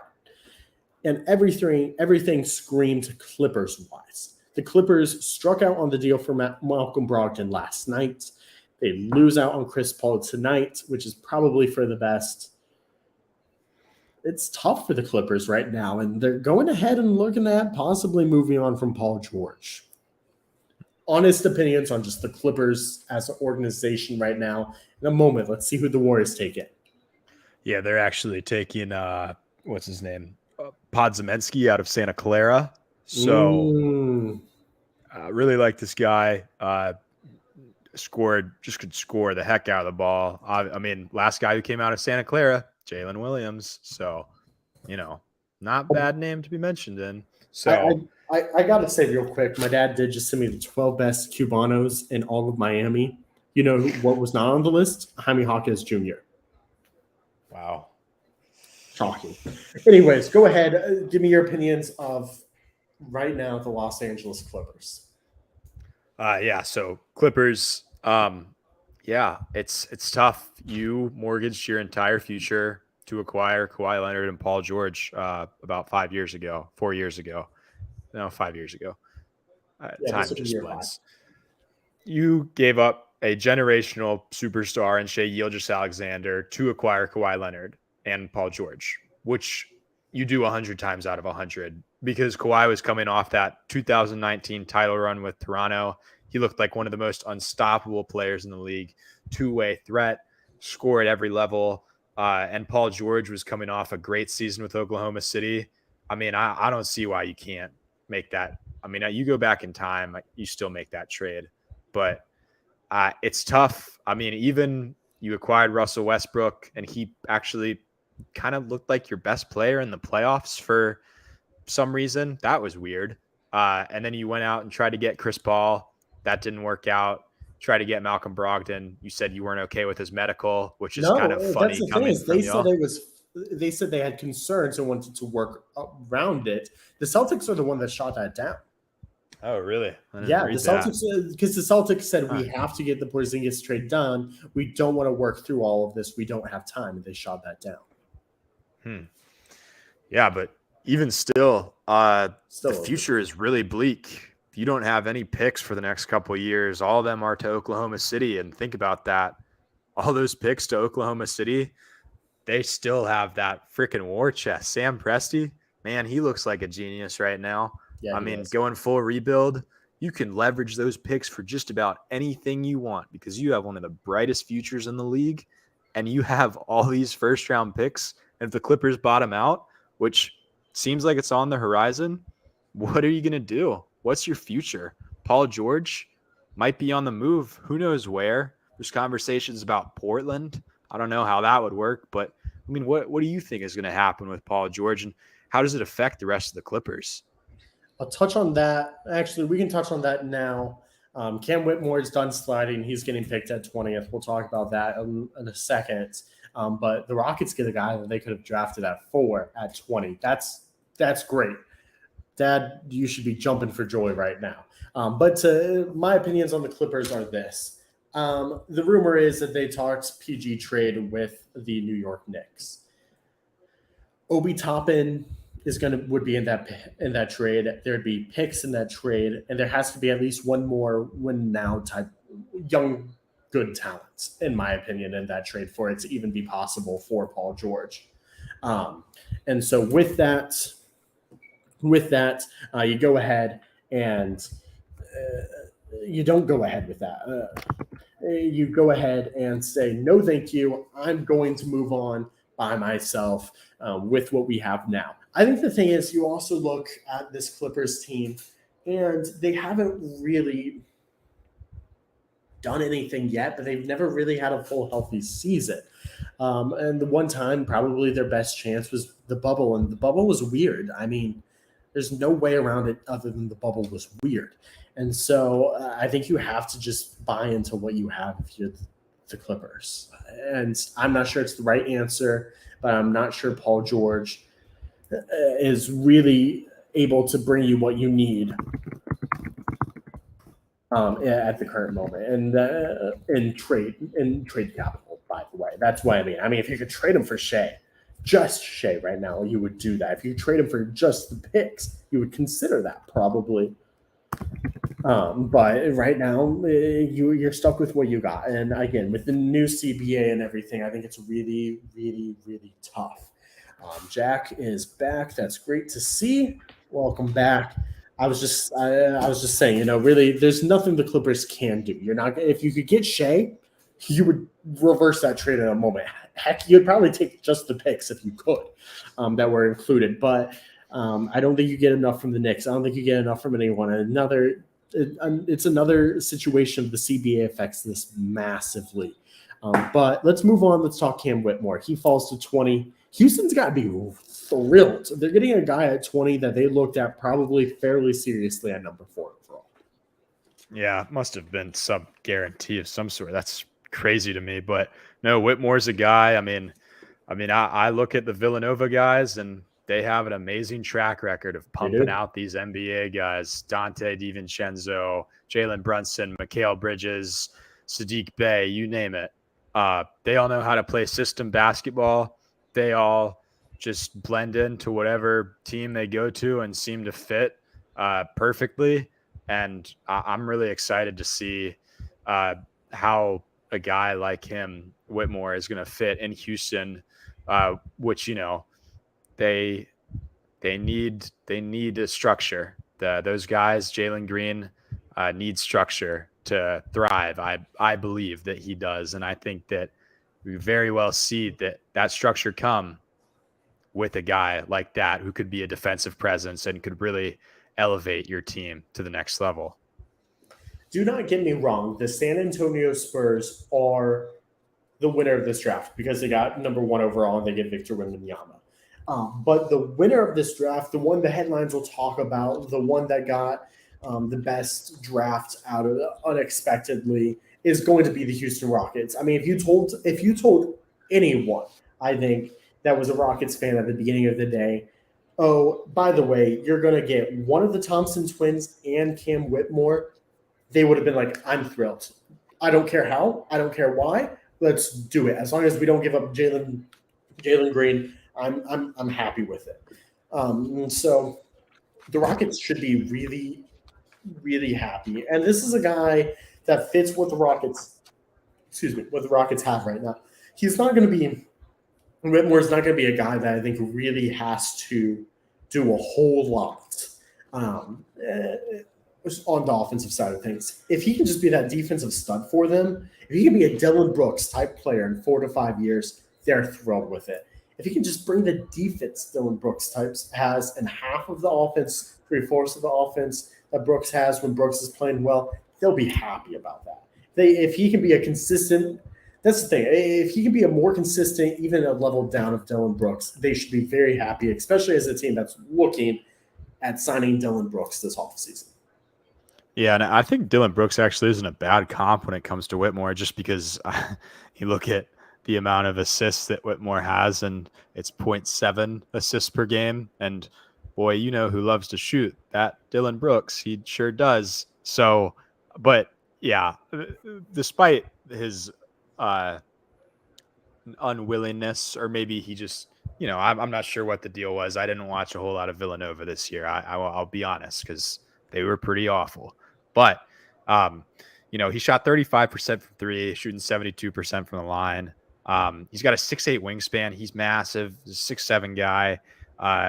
He can just create high level shots, and he sometimes, you know, maybe he's passing up good shots and setting up his teammates, and it just really wasn't working out because he was still creating open opportunities for teammates this season on Villanova. And I mean, like I said, those Villanova guys, they have a track record. So I really wouldn't be surprised to see him pan out and become a really solid NBA player. And I think the thing is, we mentioned the assist, or you mentioned the assist numbers. If they can go ahead and get those assist numbers up a little bit, that's huge for them too. I mean, this is, I think, even if it doesn't pan out, it's a risk that any team should be happy for taking at 20, in my opinion. Let's move from the Rockets on. I mean, we've talked about Whitmore a lot throughout the night, but 21 and 22 both go to the Nets. My notes on this, let me pull them up real quick. My notes say this pick could be used to move up, and that pick could be used in a Dame trade or a guy to help Mikal Bridges. I'm shocked that did not happen, first of all. You have 21 and 22. They're right next to each other, and you don't successfully move up at all. I'm kind of surprised. I'm a little bit surprised by that, truthfully. I think they could have paired 21, 22 and a few 2 second rounders in the future and possibly gone after that Dallas pick at 10. There's a few different things they could have done, and then they could have used that Dallas pick to help trade for Dame, especially after Dame has a new buddy in Scoot Henderson that he doesn't want. It's an underrated pickup. I think they could use one of these picks. I think you go best player available, especially if there was someone like Whitmore, but there's not. But I think they go for someone who can handle the ball. I mean, you have Ben Simmons, who's a great ball handler when he's healthy, if he can get back to the form he was a few years ago. But I think you go for a ball handler, you go for just a guy that you're hyped for, you really, really want, the best player available, whatever it may be. You can go with one risk and one ball handler, in my opinion, right here. Also, Spencer Dinwiddie. Is he the guy you want long-term running your point position in Brooklyn? Probably not. He's good. He's not great. He's not going to be a championship point guard for your team, most likely. And so that's why I think one of these two picks has to go ahead and be a point guard, someone who can handle the ball, especially with the uncertainty of Ben Simmons and his future. And then the other one, when you get two picks, it kind of seems if you don't have a massive glaring extra need, you might as well go ahead and take the best player available. Yeah, I totally forgot about Ben Simmons on the Nets until you mentioned his name. That's pretty easy to do. Yeah, but when I look at the Nets, and I remember tweeting about this a few months ago, they just have a lot of really solid role players that you can probably leverage for some more assets. So, like you said, I'm rather surprised they didn't move up. Whether it was throwing in some of those players such as Dorian Finney-Smith, Joe Harris, Spencer Dinwiddie. It's rather odd to me. But at the same time, I do think that even without those role guys who I mentioned, you still have a really solid team that you can build around. And I think a lot of people that I've been seeing when they bring up these different things, they'll always, or different like possible trades, they'll always be like, oh, hey, maybe you can get Mikal Bridges in the trade. I'm like, why would Brooklyn give up Mikal Bridges? He is on one of the best contracts in the NBA. Like, there is no way you could ever get me to do that in a million years. And even on top of Bridges, Nick Claxton was one of the best defensive bigs in the league this season. Cam Johnson is also on a great contract. I mean, you have a really solid foundation. And if you bring in a guy who's ready to play, who is a guard, like you said, I mean, Brooklyn could get really good real fast. So it'll be interesting to see what they do here with these back-to-back picks. And again, I'm still surprised. The first one goes to Noah Clowney, the freshman from Alabama. They say shades of Wendell Carter Jr. To me, they just picked Nick Claxton's backup in the form of Nick Claxton. I think he's going to bring a whole lot of things. I'm going to read this: potential versatility, hustle, on-ball defense, interior scoring. You know who that sounds a lot like to me? Nicholas Claxton. And so in some ways, it is a safe pick. It is not super dangerous. But at the same time, it's a pick that doesn't make sense. It doesn't make sense. And the Nets are in a position where I think Mikal Bridges, especially if he plays, the Nets could go rebuild mode if Mikal Bridges just played out of his mind to end the season and comes back down to earth a little bit. But if Mikal Bridges is really that guy that he showed he could possibly be for the Nets, you want to go for, let's start to win now. This is our piece. Let's start to build around him. And I don't see Clowney as that guy. Do you? No, I don't at all. And I think he kind of hit the nail on the head. I mean, Clowney, he plays the 4 more than the 5, but he's still a guy who could, possibly size up and defend bigger guys. But he's not a 4 you can play with Claxton, I don't think. Mm-hmm. Well, yeah, and that's the problem is Claxton isn't a guy who's picking and popping. He's quite literally the antithesis of that. You can hack a shack him all you want to. But yeah, he needs to iron out his jumper if they do want him to become this stretch 4, because the numbers from 3 this year were abysmal. And even the free throw numbers were also pretty bad. But I mean, he's kind of this guy who kind of straddles the line of being this 4 or 5 type and never really has found that exact fit of the position he is. But I mean, his length, he's fluid athletically, and he has enough potential that make him worthy of, a pick like this at this point in the first round. I'll be interested to see what they do with 22 now. I think 22's a little bit more crucial for them. Again, I would have really liked to see a ball handler here. I would have really liked to see the Nets just build for their future. And that's something I guess they're going to try to do in free agency in the next few years. And if Mikal Bridges is, I don't necessarily want to say he's going to be their guy, but he's going to be, I think, one of their 2 guys at the bare minimum. He's going to be that co-star, that number 2 star at the very least. I think the Nets actually somehow went from looking like, holy shit, what is going to happen with everyone wanting to leave Philly to having a potential to build the future. What are those next steps for Brooklyn? They're one of the most interesting teams in the NBA. And I ask you because I genuinely don't know. Mm-hmm. Yeah. No, I think I mean, I hit a little bit on it earlier, but you're not going to build your long-term future around guys like Joe Harris or Spencer Dinwiddie or, Dorian Finney-Smith. Like, those guys are all great. And I think they're all really good players in their own rights, but that team is just weird. The amalgamation of players that you've assembled, it's very strange.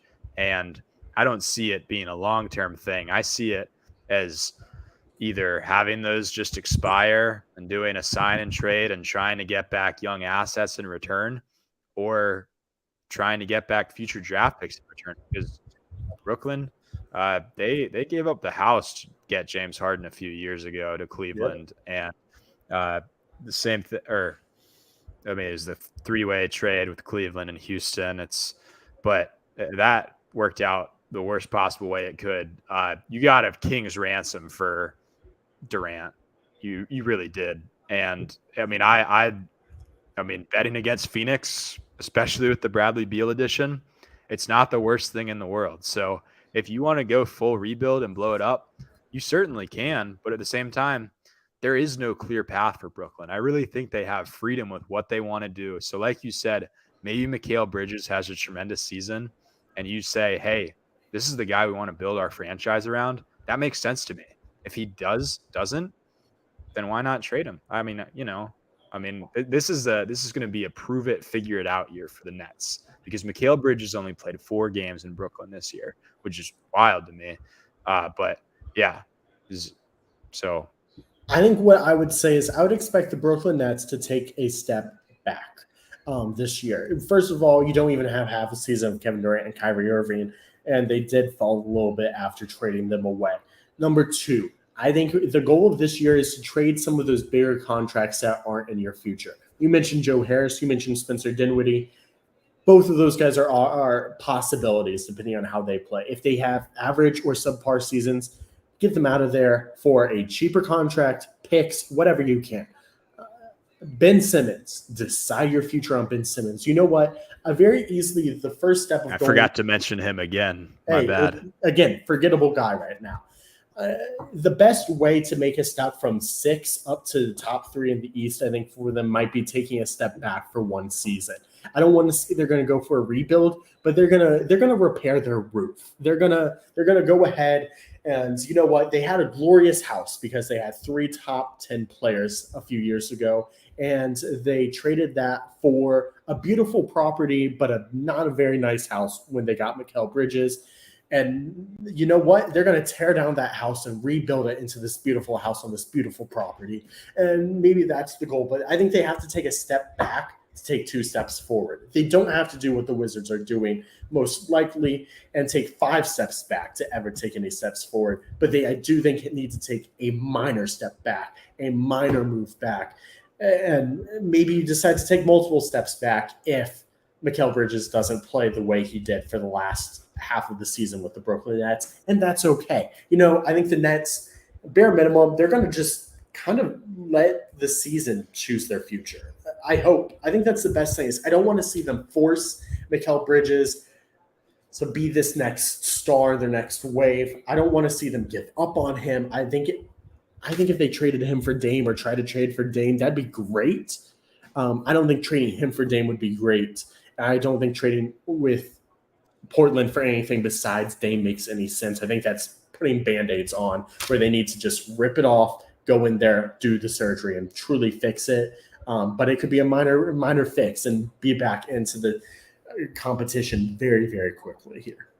Mm-hmm. And I don't know why I said earlier that Mikal only played 4 games with Brooklyn, because he played 27. So that's on me. But hey, I think that it happens to the best of us. But I do think Mikal, despite his contract, it's only 4 years, $100 million. Like, I think he has potential to be a top 20 guy in the league. I really do, because I think we saw in Brooklyn in his stint there that he's capable of a lot more offensively, of a lot more initiating. So I would be interesting to see a full season of running the offenses with him as the primary guy. And we do have the pick is in for Brooklyn at 22. So see what happens here soon. Who do you think they're going to go with? Well, I know who they're going with because I'm staring at the tweet right now. Dariq Whitehead's the pick. I mean, let's just chat about it. Let me pull up. Whitehead out of Duke. Yeah, he's definitely a bet, but you like the numbers. 43% from three. Like all these Duke guys, you never really know what's fact and what's fiction with their stats because there's there's 3 or 4 primary options on the team. So that's the case with Whitehead. And there were times this season he definitely struggled. But I do think that he's a guy that, at 23, that's a solid pick. And it definitely indicates that you're probably moving on from a guy like Finney Smith or Joe Harris here. See, I disagree. I agree with what you said at the very end. But at 22, I don't love the pick. I think you could have traded back and picked up a second. Trade back to the late first round, early second round, and possibly get someone like Whitehead and then get a future second. I'm not sure Whitehead is solidified as the next guy. The Ringer compares him to Lonnie Walker. Lonnie Walker is serviceable, but Lonnie Walker is not, again, he's not even going to be an X factor in a lot of the series. He can lose you a game, he can win you a game, but he's not going to win or lose you a series type of deal. And that's actually exactly what happened with the Lakers. He pretty much won them a game against the Warriors. By the way, NBA playoffs that series was so mid compared to what it should have been, but that's not for us to discuss now. It's a fine pick. I feel similar to this pick as the way I feel about the Heat pick. You can't be mad at it, but I don't think you can be overly excited for it if you're a Nets fan. I do agree. It's probably, hey, we're going to move on from someone, and this is going to be our fill-in. And I hope it's Joe Harris they move on for. On both sides, I think it'd be really good. I'm a Joe Harris fan, but I think it'd be really good for Joe Harris and the Brooklyn Nets to go ahead and get a divorce in the next 365 days. I've got all these UVA jerseys of guys who are either traded or have been traded and getting a little sick of it because no one seems to stay on the same team. But it's fine. Just lost my Malcolm Brogdon Celtic. Or no, I still have my Malcolm Brogdon. You still have it. He's back. I still have it. Donate him a wrist, but he's back. Yeah. What's your mindset after being traded for like 6 hours and then being untraded? That's got to be a tough feeling to walk back into that locker room. But this is what I have to say with that. You can't worry about any of that right now. You have to worry about go ahead and get healthy because there's obviously something major messed up there. And right now, if I'm any of the other 29 teams, I'm not touching Malcolm Brogdon with a 50-foot pole unless I have every detail of every minute of what he's done for the past 2 years, pretty much.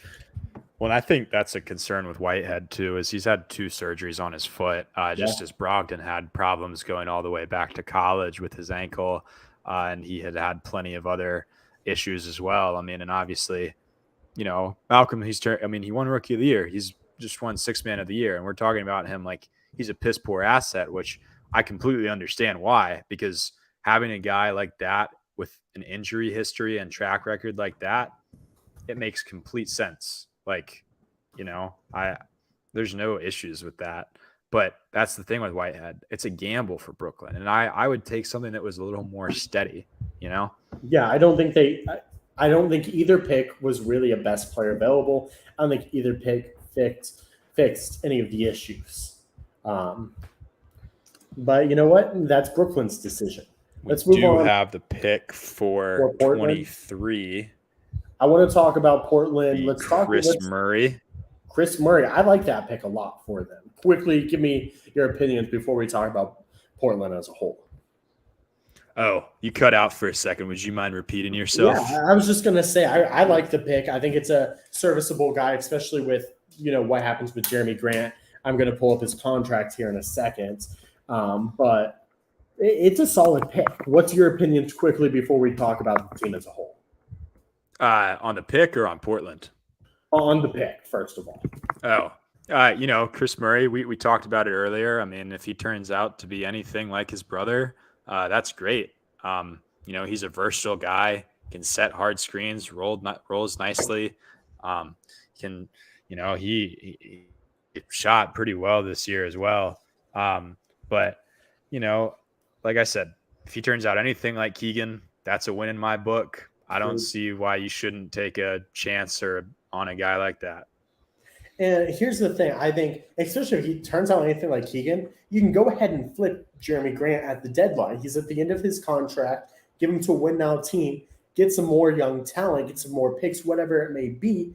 Get whatever you can. And that's really solid. And plus, you don't have to worry about that gap of trading Grant.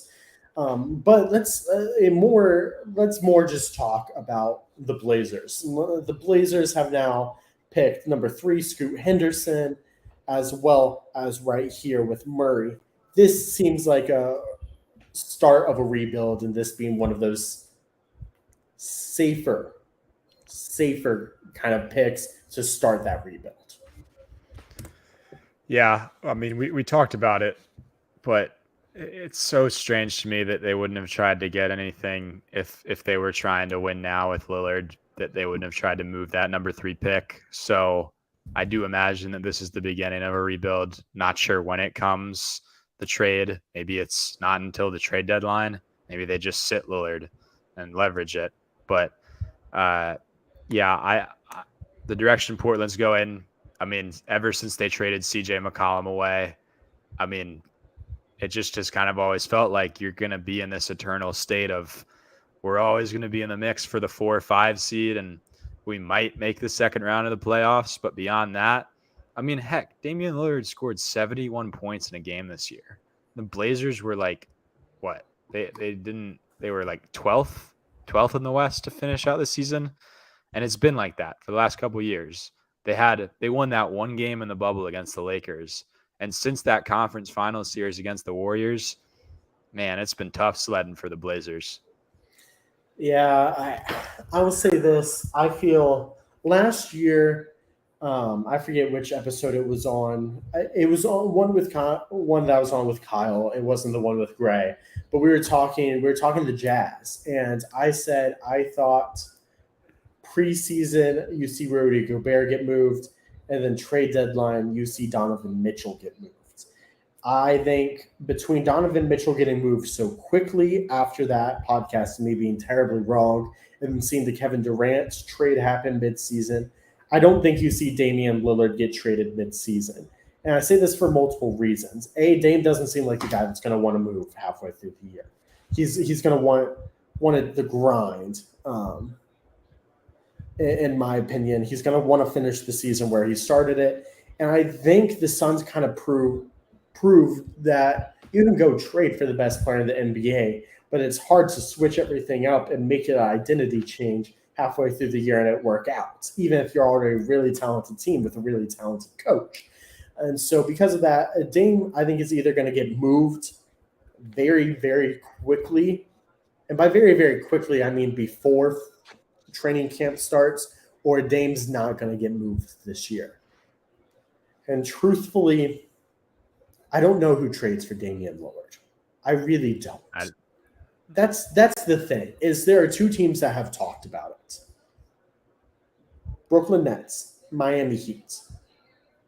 The Brooklyn Nets, I don't see it. I don't see, especially after the way 21 and 22 went, any sort of reason why the Blazers would be interested in that. They don't have a whole lot of picks to give up anyways.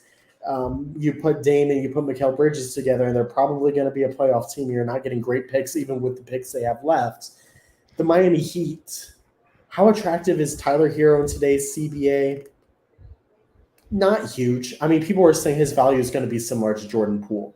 I think he probably has slightly more value than Jordan Poole because he's never irritated someone to punch him in the face. And he's been a 6th man of the year. And you know what? He was a dog in the first half of game 1 of the playoffs. He could have been huge for this Heat team, but I don't think it's outstandingly better, and I don't see the Heat having – I mean, do you really want Cody Martin? Maybe if Cody Martin went off, or Caleb Martin, excuse me, in the finals like he did in the Eastern Conference Finals, maybe there's an argument that he got 2 pieces there. Some picks, you could throw Kyle Lowry in for some veteran leadership and some help to make the money work, but that's still not going to be super attractive with the way the Heat season ended and what they have. And who else is going to go after it? Phoenix? I mean, I say that kind of as a joke, but it's kind of the truth. The Lakers, what do you want from the Lakers, especially if they don't get Austin Reeves back this offseason? I think the Damian Lillard trade,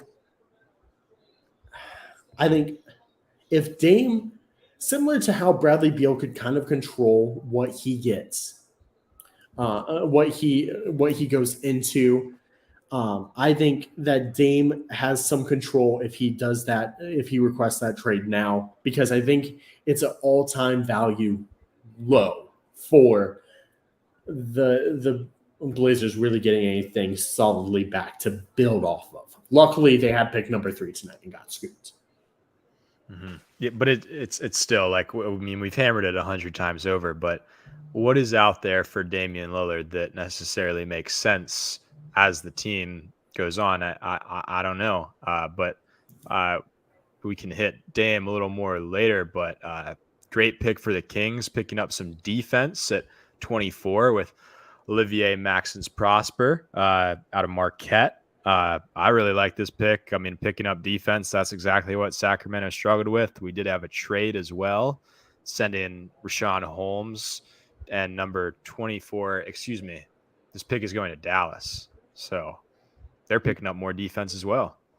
I think that's great for Dallas as well. I'm surprised they made this trade with the fact that they got Derek Lively earlier. I'm kind of surprised. Obviously, they didn't know this was going to happen for sure when they made that pick. But if you were looking for something like this, I would think they would have gone for a Grady Dick type of guy, something like that. But nonetheless, this would have been I actually think this would have been a fantastic pickup for the Kings.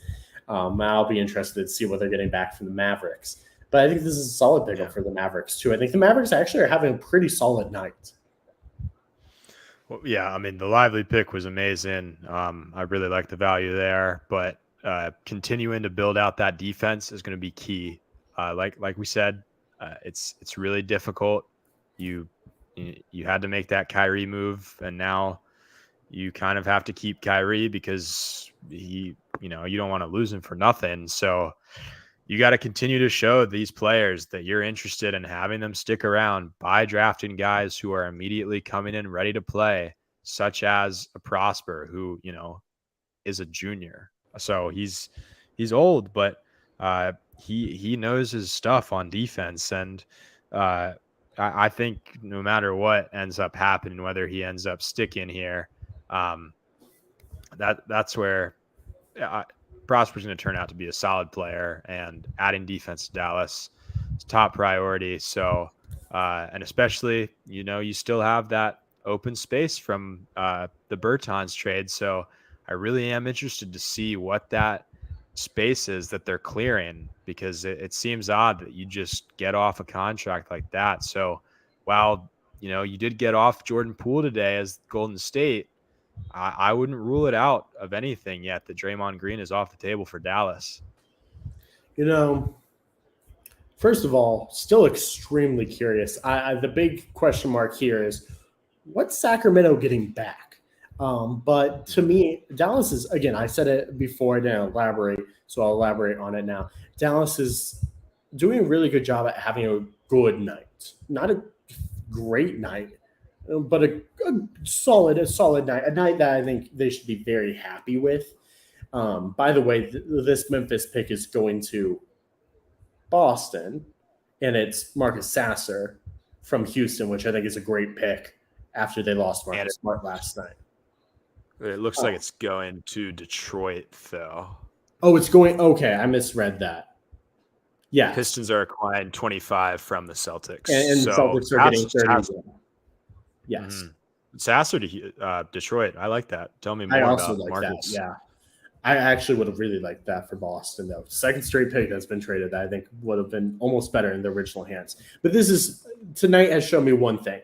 Dallas will not sign and trade Kyrie Irving. They will re-sign Kyrie Irving. There's no doubt in my head. No doubt about it. They've drafted defense, which is great, and that's what you need to draft with a backcourt of Luka Doncic and Kyrie Irving. So you know what? Tonight, I'd give the Mavericks a solid A so far. Agreed. I'd be happy with it. But I'll be very curious again. We're still waiting on what does Sacramento get back. I haven't seen anything on that. And what does the Celtics get back besides 31? Yeah, but the Marcus Sasser pick for Detroit, I like that a lot. I think Detroit, while Ivy and Cunningham can be very good playmakers at times, there's definitely other times where you can struggle to score the ball. But Marcus Sasser is a guy who immediately he's a plug and play guy. He's a spark plug, and he can be a little bit more. I mean, won American Player of the Year at Houston, took the Cougars to a couple Final Fours. I really like Marcus Sasser.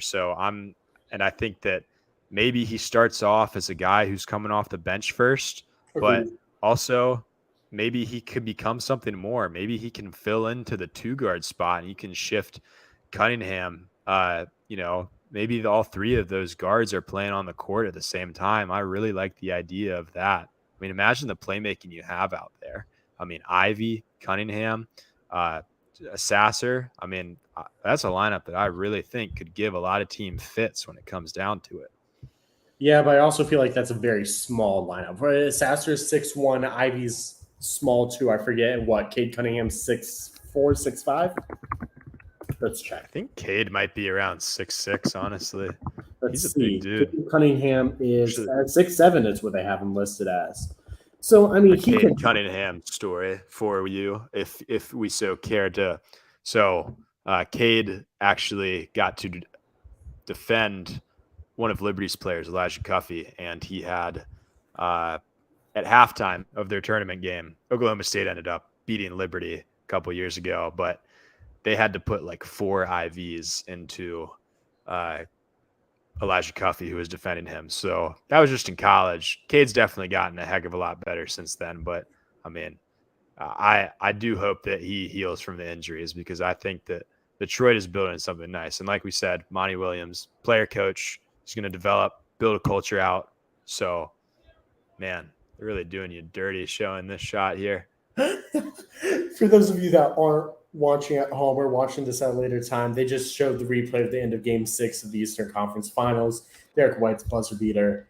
Now showing Game 7, showing Jason Tatum getting hurt. Can't say I enjoy watching that, but the Heat, the rest of the game, did enjoy. But yeah, I agree. I guess Cunningham's taller than I remember. To me, when I look at him, especially, I haven't watched him a lot since he's been at Detroit. I'll be so truthfully honest.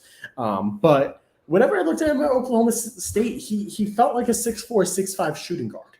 And he is some small forwards are built very big, very strong, very bulky. He is a slimmer small forward, but he's not a lengthy small forward like Kevin Durant, for example. And so I think it's just I think it's a good pick. I agree. I think he's a really great 6-man type role, but I don't see. I still am concerned with Detroit and the fact that I feel like they don't have a whole lot. They guarded drafted Asir Thompson earlier tonight. It feels like all of their production is in that backcourt. It's feeling like the Phoenix Suns when Eric Bledsoe had to go ahead and say, I don't want to be here to get out of Phoenix, where they just have too much in that backcourt and not enough anywhere else. And I'll say they're a little bit better on what they have elsewhere, but it's still feeling like they're relying too much on the backcourt draft. There's 4 guys now in their backcourt that I all look at and go, pretty much guys to get buckets. Thompson is the best well-known passer coming out into this Detroit system, but still, it'll be interesting to see the fit between the 4 of them in the minutes, especially if either of the two guys that they drafted so far tonight impress. Not a beef stew guy. I am a beef stew guy, but here's the thing. And again, don't watch a ton of Detroit, so I could be wrong here. But beef stew doesn't add a whole lot of offense now, does he? Again, your offense is completely... I don't watch a lot of Detroit either, so I couldn't tell you. I don't think beef stew gives a whole lot of offense. And I think you can't rely... Right now, it's looking like 90% of their offense is coming from four guys who all play point guard, shooting guard. And while Thompson could be a three, you could see Cunningham at the three at times. It's risky. They're not going to be strong defensively in the back court, and they're not going to be strong offensively in the front court. Mm-hmm. Interesting. Yeah, so I pieces together. Yeah, it definitely would have been nice to see them maybe take a gamble on a guy who was more of a 4 or 5 type of player, or even a bigger wing type, because, Bogdanovich isn't going to be around there forever. I mean, let me just go through the rest of their roster right now. Alec Burks is there, Hamidou Diallo, Buddy Boeheim is even there. But it took a chance. I guess Jalen Duren is your other guy that you're hoping pans out, and he had a fine rookie season. Duren, let me pull up his stats right now, but maybe one of those guys pans out, but you got to find some more front court depth. And RJ Hampton is another guy who more on the slow side of development, but yeah, it'll be interesting. I hope they can find some more front court depth.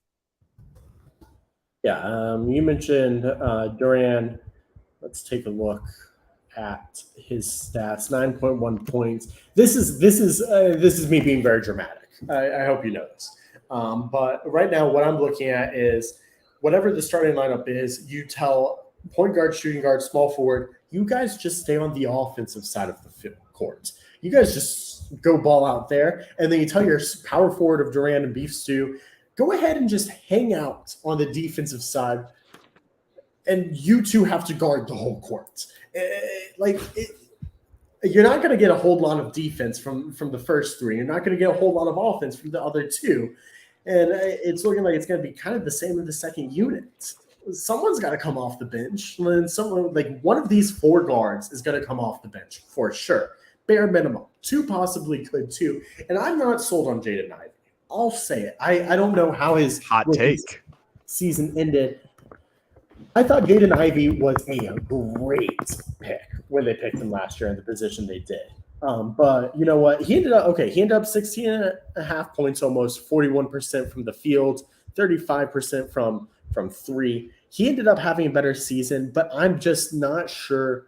To me, here's the thing. I don't see anyone besides Thompson that's really excited to get others involved. Why are you hesitant about Ivy? Ivy was rough at the beginning of the season. I'm very positive of that. He did come around. He had some really great games actually towards the end of the year. I'm seeing 29, 23, 30, but we haven't seen him with Cade really at all. Cade played at the beginning of the year when Ivy looked awful. So how do they look? We still don't know how they look together. I agree with you. I think Cade Cunningham is a very good future pick. And because of that, then if you have to move on from one of those two guys, because it just may not work, you're moving on from Jaden Ivey.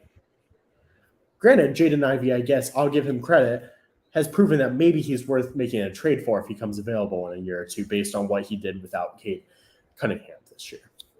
I don't know. I think there's something. I think they have a puzzle piece that just does not fit, and I'm not sure what it's going to fall. But maybe the hope is that one of them just doesn't work out, and that's never the hope. But maybe the easy answer is one of them doesn't work out, and then it becomes a lot easier to answer. Maybe there's an easy trade to make. By the way, Ben Shepherd headed to Indiana. Don't think there's any trades here. Let me check. But I think that's a really great pick. The guy out of Belmont, I think is actually fantastic pickup. You watched a lot of Belmont hoops. I watch a whole lot of Missouri Valley hoops. Both my parents went to school in the Missouri Valley. I am a Missouri Valley guy. So, yeah, I do watch a lot of Missouri Valley and Belmont hoops. Wow. I think this is a really solid late-round pick. I'm kind of surprised he didn't go to a playoff contender. I would have Yeah. really liked it for a playoff contending type team. Mm-hmm. I can't discredit anything Indiana's doing at this point, honestly. Like we talked about it earlier, but I mean, being able to blend with Halliburton, it's so easy. He is that connective tissue that Yep. he really is going to make everyone that he's playing with better, and he's going to get a lot of money whenever his contract's up. I believe it's next off season. I can't think of that off the top of my head. 2020 draft, so it would be next off season, 2024.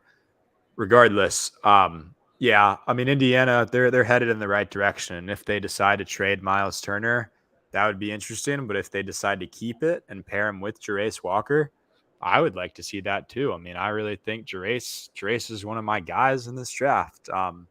So while I'm not as well versed on Ben Shepherd as I probably should be, I do think that from what I see, he is a solid pick and adds a premier skill that the Pacers could use. So I think the best way I will sum up what I think the Pacers are really, really interesting. I think they are a higher upside Toronto Raptors future. The Toronto Raptors, they're going to have a lot of good guys, or the Pacers are going to have a lot of good guys, similar to what the Raptors do, but the Raptors don't really have that guy.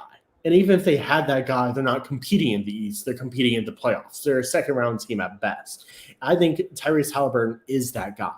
But I think Benedict Mathurin, good player. I think some of the guys they drafted tonight are going to turn into good players. I think they're going to have lots of good players, but not great players. And so they're in a situation that Toronto is in now with a little bit of a better top-heavy piece. They're similar to what I think Brooklyn's in now with Mikal Bridges and the rest of that squad. A lot of good players, no one really great besides Mikal Bridges. And how great is Mikal Bridges? I'm not sure Mikal Bridges is that star on a championship team. Actually, I'm very positive he is not.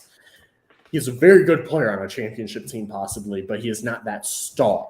And then Tyrese Halliburton, I think he can be one of the stars, but I don't think he is the lone star on a championship team. And so, you know what? The Pacers are flirting back to what they were in a lot of the mid-2010s. They're going to be a good team. They're going to be a team you don't really want to face, but they're not going to be a team that's going to win a championship based on the roster they have now. Let's talk this pick at – yep. So at 27, it is – who is it? It is Nick Smith Jr. from Arkansas. I like Nick Smith. I think this is a great pick as well. Again, this is where you know what, we can talk Nick Smith, but we can also talk. This is where the depth of the draft comes in, because the last pretty much since the Nets pick, every single pick you and I have said, this is a good pick. This is a solid pick because this draft is so deep. I mean, this is a pick when Anthony Black got selected earlier. Cooper, who's been very active in the comments, went ahead and said, I like Nick Smith Jr. better than I like Anthony Black. I think Anthony Black is the better offensive aspect for Arkansas out of the Arkansas guys. I think Anthony Black is the more complete player. Utah, I think, is a great fit for Nick Smith Jr., similar to their last pick, another guy where you can really add some offense on different levels. Again, Keontae George from Baylor was that pick at 16, that last pick I was hinting to. Yeah, no, Nick was, Arkansas, like I said, they lack maturity this year, but he was definitely one of the guys who was the motor of the team, and he had a solid season. So, and he's a guy he's a crafty scorer. He's a guy who can fill it up. And, Charlotte has made some questionable picks in the draft the past couple of years. And maybe they're moving on from Terry Rozier. This is a guy who could come in and be his slot replacement perhaps, but he's also a guy who maybe just, he could be a guy who's 8th, 9th guy off the bench, maybe gives you 5 or 6 points on any given night. I mean, Charlotte actually, while I would have taken Scoot Henderson over Brandon Miller, I like the direction that they're headed in. I get that they're drafting for fit, not talent when it comes to Miller, but yeah, like we said, this is a deep first round or deep draft. So there's a lot of potential in the back end. And I apologize. I said a moment ago he was headed to Utah. He's not. It's because I was looking at the screen and Utah's next up. But it is a good fit for Charlotte as well. I really like what was just texted to me. Nick Smith Jr., that late is a steal in my opinion, which I don't necessarily think he's that much of a steal. I think he was a good pick anywhere in the 20s. However, not drafting Scoot because of the LaMelo fit, but then taking a worse point guard who is best with the ball in his hands later in the same draft is a very interesting, or he said very fun thing to do. I would agree. I think that is spot on the truth. It is a good pick, but it makes me go back and be like, really? You guys are drafting this but wouldn't draft Scoot at 2? It's interesting. It's interesting. It also means that Terry Rozier is done in Charlotte. Yeah, that's a contract that you'd probably like to get off of, especially with the new CBA. So I wouldn't be surprised to see him go elsewhere or maybe even get bought out by Charlotte because he's getting up there in age too. So I wouldn't be surprised if that happened either. But we do have Utah's pick at 29. That's going to be Bryce Sensabaugh out of Ohio State. You do any reading on Sensabaugh? I will say this. I know he's fallen a little bit tonight, but he was a guy that, from my understanding, was suspected to fall. Shades of a mini version of TJ Warren from The Ringer. I think that's a really good way to say of what Sensabaugh is here. In Utah, it fits a hole, I guess. It fits a place where they could use a nice young player to potentially use as they start to build for the future. Well, he's a guy that can get buckets, and I think that's the most thing that you like about him. I mean, he was averaging 16 points per game as a freshman, which, you know, in the SEC, that's pretty impressive. I mean, excuse me. Whoa. The Big Ten. My bad there. That just slipped out. Conferences are getting wacky, but they're not getting that wacky. Yeah. But no, like I said, he can get buckets and he can just do it from just about every angle. He's a good catch and shoot guy. And he just has a pretty high floor as an offensive guy. But he'll definitely need to, you know, continue to fix his rotations on defense and, you know, maybe he can fill out his frame a little bit more. And maybe that's where you have the potential there. But like I said, with Utah, I really am not going to discredit anything they're doing because of their recent track record and the way they've drafted tonight and the core they've already established with your guys or with Laurie and Walker Kessler. So this is it's back end of the first round. Can't really discredit anything too much. And again, you're going to see a lot of that specifically tonight. You're not going to see many takes with how deep this draft is. Like Jordan Poole, when he was selected 29th overall and called one of the worst draft picks overall by a draft analyst. What I will say is what we're seeing here is a guy who went through multiple knee injuries from what I remember during high school. I think through meniscus injuries. He's not super quick off the dribble. He's not your downhill guy. He can score in a multitude of different ways, to your point, but a lot of those different ways that are created off ball. You know, whether it's backdoor cuts, coming off screens for threes, pull-ups, mid-range. He hits tough shots, which not everyone does. A lot of people in college take bad shots and don't hit them. He takes, I don't want to say bad shots, but tough shots and hits them, unlike other people who take tough shots and don't hit them, which is then a bad shot. So, you know, this is a pick that to me, this is a player who it makes sense fell. It's not a bad pick by any means. It would have been a bad pick 5 picks ago, in my opinion, but it's not an amazing pick now. It definitely would have been an amazing pick 5 picks ago. It's good. It's good. It's okay. It's decent. It's all right. It's above average. How about that? That's what I'll land on. Above average. Mm-hmm. Yeah, and on top of that, we do have pick 29, which originally was made it'll be made by Indiana, then it'll go to Boston, and then it'll be rerouted to Denver. And they selected Julian Strother out of Gonzaga, who hit an insane shot in the tournament, but has been a solid player for them for the last couple of years. Yeah, what do you think about Strother joining the Nuggets? A little veteran leadership savant in there. Did exactly what we thought they were going to do. Yeah, no, this is a good pick. This is a really good pick, in my opinion, for the defending champions. Because to your point, it's a veteran guy. It could possibly help with Bruce Brown leaving, I would say. I think with him opting out, there's no way he's coming back. I think this is a-okay. I think this is a good step forward for Denver to help maximize their window. And really, he's a defender that can hit shots. He's a 3-and-D guy. I think Denver should be really happy with that. They got their scores. They don't need a guy who can create. He brings decent size, but you don't really need more post presence, in my opinion. This is a really solid choice.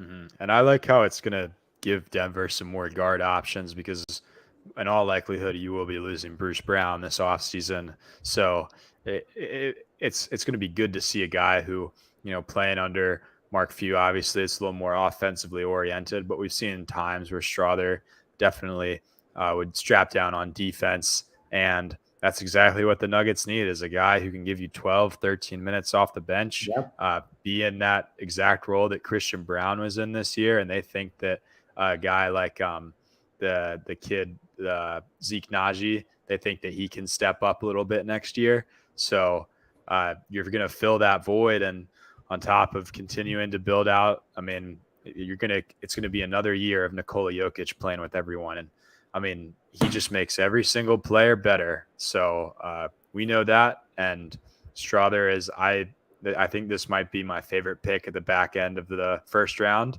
But yeah. I think this is the type of pick that, while it's hard to predict, is pretty predictable in a lot of ways. It's hard to predict who's going to be left, but this is a Denver type pick, and that's really what you want from Denver right now. They know what they're doing. I want to talk about something that we haven't hit on. There have been small trades, nothing huge tonight. There was a few big trades beforehand. But there were no oh my gosh, they traded up into the lottery to get their guy tonight. The biggest trade was OKC, I guess, moving up 2 spots to get number 10. And it was the worst kept secret in the world that Dallas did not really want to pick at 10.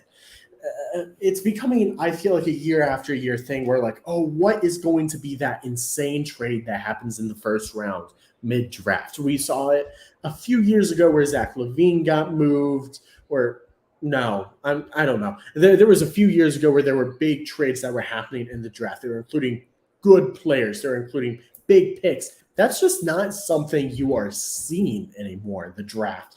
And truthfully, I don't know. As a basketball fan, I really would have loved to see whether it be Dame moved, Zach LaVine moved tonight, or someone that said, you know what, I want to move up into the top 8 picks to go ahead and get my guy and take the next major step. And we didn't get any of that. It's a little bit disappointing to me, but what's just your opinions on the draft and the lack of the fact that you're not seeing a lot of movement? Once pick number 1's called in, it kind of feels like there are small moves, but not major moves that are made. Yeah, I think, we used to see it a lot more, but with the amount of talent that's present in the league today, that's present in high school, at the collegiate level, overseas, even things like Overtime Elite or the G League. I think that it really just makes for the fact that there's a lot of really good players dispersed everywhere throughout the draft. And I think that teams feel as though that they can get their guys a little later if they want to. And maybe it's not the same caliber of talent you per se as a top 5 guy, such as who we've seen tonight. And, the Miller and Wembanyama and Scoot and the Thompson twins. But I think that there's just so much talent, and it's just all around But at the same time, I'm not super hard pressed about it. So I just, it's been a blast getting to see everything that has happened tonight, because there's, like we said, this is an incredibly deep draft, it feels like. So the talent is certainly there. Yeah, I think as I would have really loved as a basketball fan and a fan of chaos to see either Charlotte or Portland trade their picks. But neither of them did, and that's okay. And I think after that, you stay put because it is a deep draft, to your point. Final pick of the final round. We're going to wrap up. Let's have one last conversation here before we talk about this pick in a moment. Paul George, is he on the roster of the Los Angeles Clippers 1 year from today? I don't think so. I think the Clippers' best bet is just to, go through the Wizards route. But I don't think they will, because they've mortgaged their future to make this their title window. And they've every year for the past 5 years, they had that one bubble season where they blew the 3-1 lead to Denver, which was kind of Denver's, that was kind of like, oh, they're actually good moment. And it all came to a head this season, obviously. But back on the Clippers point, since then, it's been an injury to Paul George. It's been an injury to Kawhi. It's been, hey, let's see if Reggie Jackson can fill the void for us. Maybe he'll do something. And to his credit, he actually played well in the 21 playoffs. But, I mean, you paid Marcus Morris to be your third guy, and he has taken a significant regression this season. So I just don't see a scenario in which Paul George is going to be a guy who's leading you to the promised land. So try to get those picks while you can for him. All right. And I'm not going to ask you for details, so don't think too deeply, but tell me, star player, superstar, good role players, young talent, first round picks, second round picks, lottery protected, whatever. What do you want to get back for Paul George if you're the Clippers? I want to get back picks. Immediately, if I could get back a young player too, that, no one's obviously coming to me off the top of my head, but I mean, I gave up all my draft capital to Oklahoma City to acquire Paul George. I want to try to get some equity back because I sacrificed all of it for him. And I want to be able to have the stability to rebuild over the next few years. I mean, do you think that they should go that route, or do you think they should try to get a young player who maybe I'm not thinking of? I think I said this while you were gone for a moment, and I stick to it. They will have Paul George on the roster in a year because I don't know what you can get for Paul George. I don't see teams with what is Paul George's age? Let me double check on this. Paul George age 33 years. Yeah. And with the injury history and the age, I don't see teams really giving up lots of young talent, lots of talent in general at all, and a ton of picks. Any of that. By the way, they select Kobe Brown, last pick of the draft. This will be our last conversation before we wrap up. And because of that, I think he's there in a year. I think they have to try to re-sign Westbrook here and go back at it and say, you know what? Clippers Nation, let's ride and see what happens. And I don't think that's a great answer, but I think that is the answer you kind of have to give right now because I don't think there's a huge trade market out there. And here's the other thing. I'll ask you this question after I answer it. I don't know what you could get for Kawhi Leonard. Like, I don't know that you want to move on from Kawhi Leonard, but I think if you're going to do the rebuild, you might as well because there's no reason to rebuild and have Kawhi on your team because if he plays consistently, you're not going to be really rebuilding because you're not going to be getting massive draft picks. Granted, they're going to Oklahoma City. And on the other hand, if you're not playing, then you just have a lot of money tied up to a guy who's not playing.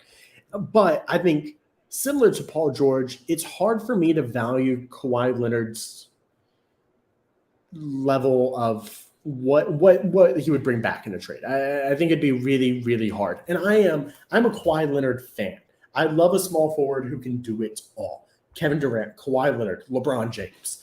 But, there's a few years ago, it was probably the first or second season after the bubble. I think it was the second season. I think it was the first real season. I think it was last year, the year that the Warriors won it all. I said, I think Kawhi's going to come back this year and play at an MVP level because this was the year he was coming off an injury, I believe. from the Jazz series. He missed the first part of the season. I said he's going to come back mid-season, and he's going to make the Clippers look really, really good. And the Clippers are going to win the title. And ever since, I feel like you haven't really seen a ton of Kawhi Leonard. I don't think you can really call him a top 5 player. I don't even know they can call him a top 15 player sometimes. And a big part of that is just because who knows what he's worth. But I will now sit and because of that, I think you have to keep these guys and just say, we're rolling the dice with it. Let's see what happens. You know what? We might suck for a few years, but we got revenue coming in because we're going into a new building, and that's going to be exciting because it's going to be new and pretty, and people are going to want to come see it for a few years, even if the basketball sucks, and then we can rebuild. But in your opinion, do you also move on from Kawhi Leonard, and what does that trade capital possibly – what haul do you think Kawhi Leonard can get if you want? I think with Kawhi, it's the same case as Paul George, but obviously it feels like Kawhi has been in witness protection program these last couple of years. I mean, it feels like we haven't heard from him. I mean, this season, like he played a little bit in the playoffs, a little bit during the regular season, but we're on like it was the same thing with the San Antonio deal. He just communicated with his own doctors. It doesn't seem like the team doctors and his own doctors are ever on the same page, and it's a disservice to those fans who are paying to see basketball. I mean, because it seems like half the time, like you are getting the best player on the floor as like Terrence Mann, Marcus Morris, and I will speak for all of us when none of us want to see that. Like we want to see Paul George and Kawhi Leonard. So figure it out and, be on the same page, but it just with the track record, it just doesn't seem like that. So again, I think I'd go the route of blowing it up and trying to acquire those first round picks, maybe after I try another year. But I mean, we'd be on year 5 of the Clippers experiment. And if it doesn't work out, we'd be on year 5 of the of Kawhi, Paul George failing again. Yeah. And one person you didn't mention it's a disservice to is Steve Ballmer. Steve Ballmer is one of my favorite NBA guys. And I loved when they pieced this together, honestly. Picking up Kawhi was huge for the Clippers. And I remember getting off the plane. I just got back from Japan, and they had traded for Paul George. And everyone was like, wow, that's massive. Championship inbound. And one thing we've seen in the last 5 years is you definitely cannot guarantee a championship to any team in any roster. But, it hasn't worked out. But to your point, Kawhi is kind of in his own groove. I feel like I feel truly that San Antonio got not enough value back for when they traded Kawhi Leonard. And I am a huge DeMar DeRozan fan, was even a bigger one back then. But DeMar DeRozan, it didn't make sense, especially with them sending Danny Green to the Raptors too. And, you get what you can get. And I don't think there was a whole lot of trade capital to go ahead or draft capital to go ahead and pick up from anyone. I don't think anyone is that curious about it. But now you're in the same thing. Like maybe you're going to get one aging star for another aging star. You know who I would trade for Kawhi Leonard? Paul George. But here's the problem. They're on the same team. Like you would trade a Paul George type player, I feel like. There's just not a whole lot of that makes sense in the NBA right now. Second round's about to start. Let's wrap it up. 3.5 hours, Jack. It's been a hell of a time. It has been. Thank you for having me on, Chase. I enjoyed talking draft and talking hoops as always. But yeah, I mean, any final thoughts? This is your spotlight. Take it away one last time, whatever you want to talk about. I mean, we've had the predetermined number 1 for about 2 years now, so definitely no surprises there. But the Portland thing, it still is confusing to me. So it'll be interesting to see how that develops over these next couple of weeks and heading into the free agency period and heading into the off season and even leading up to the trade deadline next February. So I will be interested to see how that pans out. But is there anything that you think is, still a question when it comes down to it, or maybe a surprise from this first round of the draft? I think there's no surprises. I'll say this. I feel like we did not get answers on a lot of things. Damian Lillard, Zion Williamson, the future of a lot of good teams that are trying to make the next step. I don't feel like any of them pushed to get a really good player. they settled for people like Jaime Hawkins Jr., which is fine, not huge. And so I think there's a lot of question marks still to be answered about a lot of teams going forward. I think a lot of teams that are, Indiana's, Charlotte's, Utah's, got some really solid guys tonight and should be able to take a step forward. A lot of teams who are in the middle of rebuilding, who have started the rebuilding process in the last year to 3 years, I think took some good, solid steps tonight, made some smart picks. And that's even, I included Charlotte in that, and I think they took the wrong guy at number 2, but they made other things happen. And again, they could have just gone with Scoot and then best available later on. But against the point, a good draft for teams that want to make the next steps in their rebuilding process. Teams that are trying to avoid having to rebuild, I don't think they helped themselves at all tonight. And you know what? There's still 2 guys I'm really, really curious. And I think both of them could end up in the same uniform. Damian Lillard, Zion Williamson. What happens with those guys? I'll say I feel like they could both end up at Portland. Realistically, Damian Lillard, it's a toss-up. I really have no idea. Zion Williamson, he'll be a Pelican at the beginning of the year. Yeah, I'd be interested to see what happens with Zion. And, there's been rumors with Brandon Ingram as well. That was another question. Yeah, so I really like Brandon Ingram, and I think he's incredibly undervalued today. But, yeah, you have a generational talent in Zion Williamson, but trading him away is definitely a gamble. But, every reason you'd trade him is understandable. But, that would be really frustrating to see him get a wake-up call if he goes to a new team and he just balls out and you're like, shoot, what did we just lose? He's got a chance still to be one of the best at his position of all time, I feel like. Because of that, that's why I think the Pelicans won't trade him. They need to work something out. They need to have a heart-to-heart. They need to have a reset.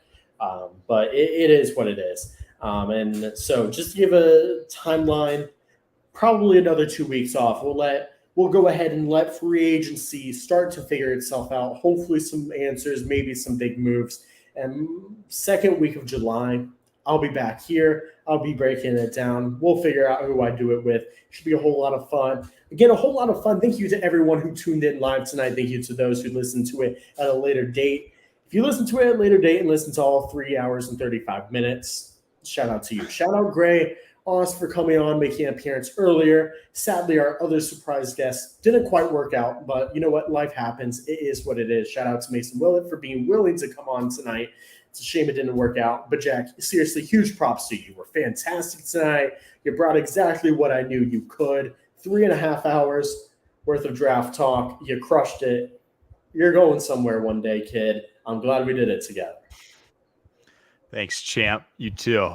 You're really not a kid. What can I say? We're pretty much the same age. It's a whole lot of fun. Second round starting. Lots of things could still happen. Who knows? Maybe there's chaos before the night ends. And if so, we'll talk about it a little bit later. Thank you for all this. Been Cut to the Chase. We out.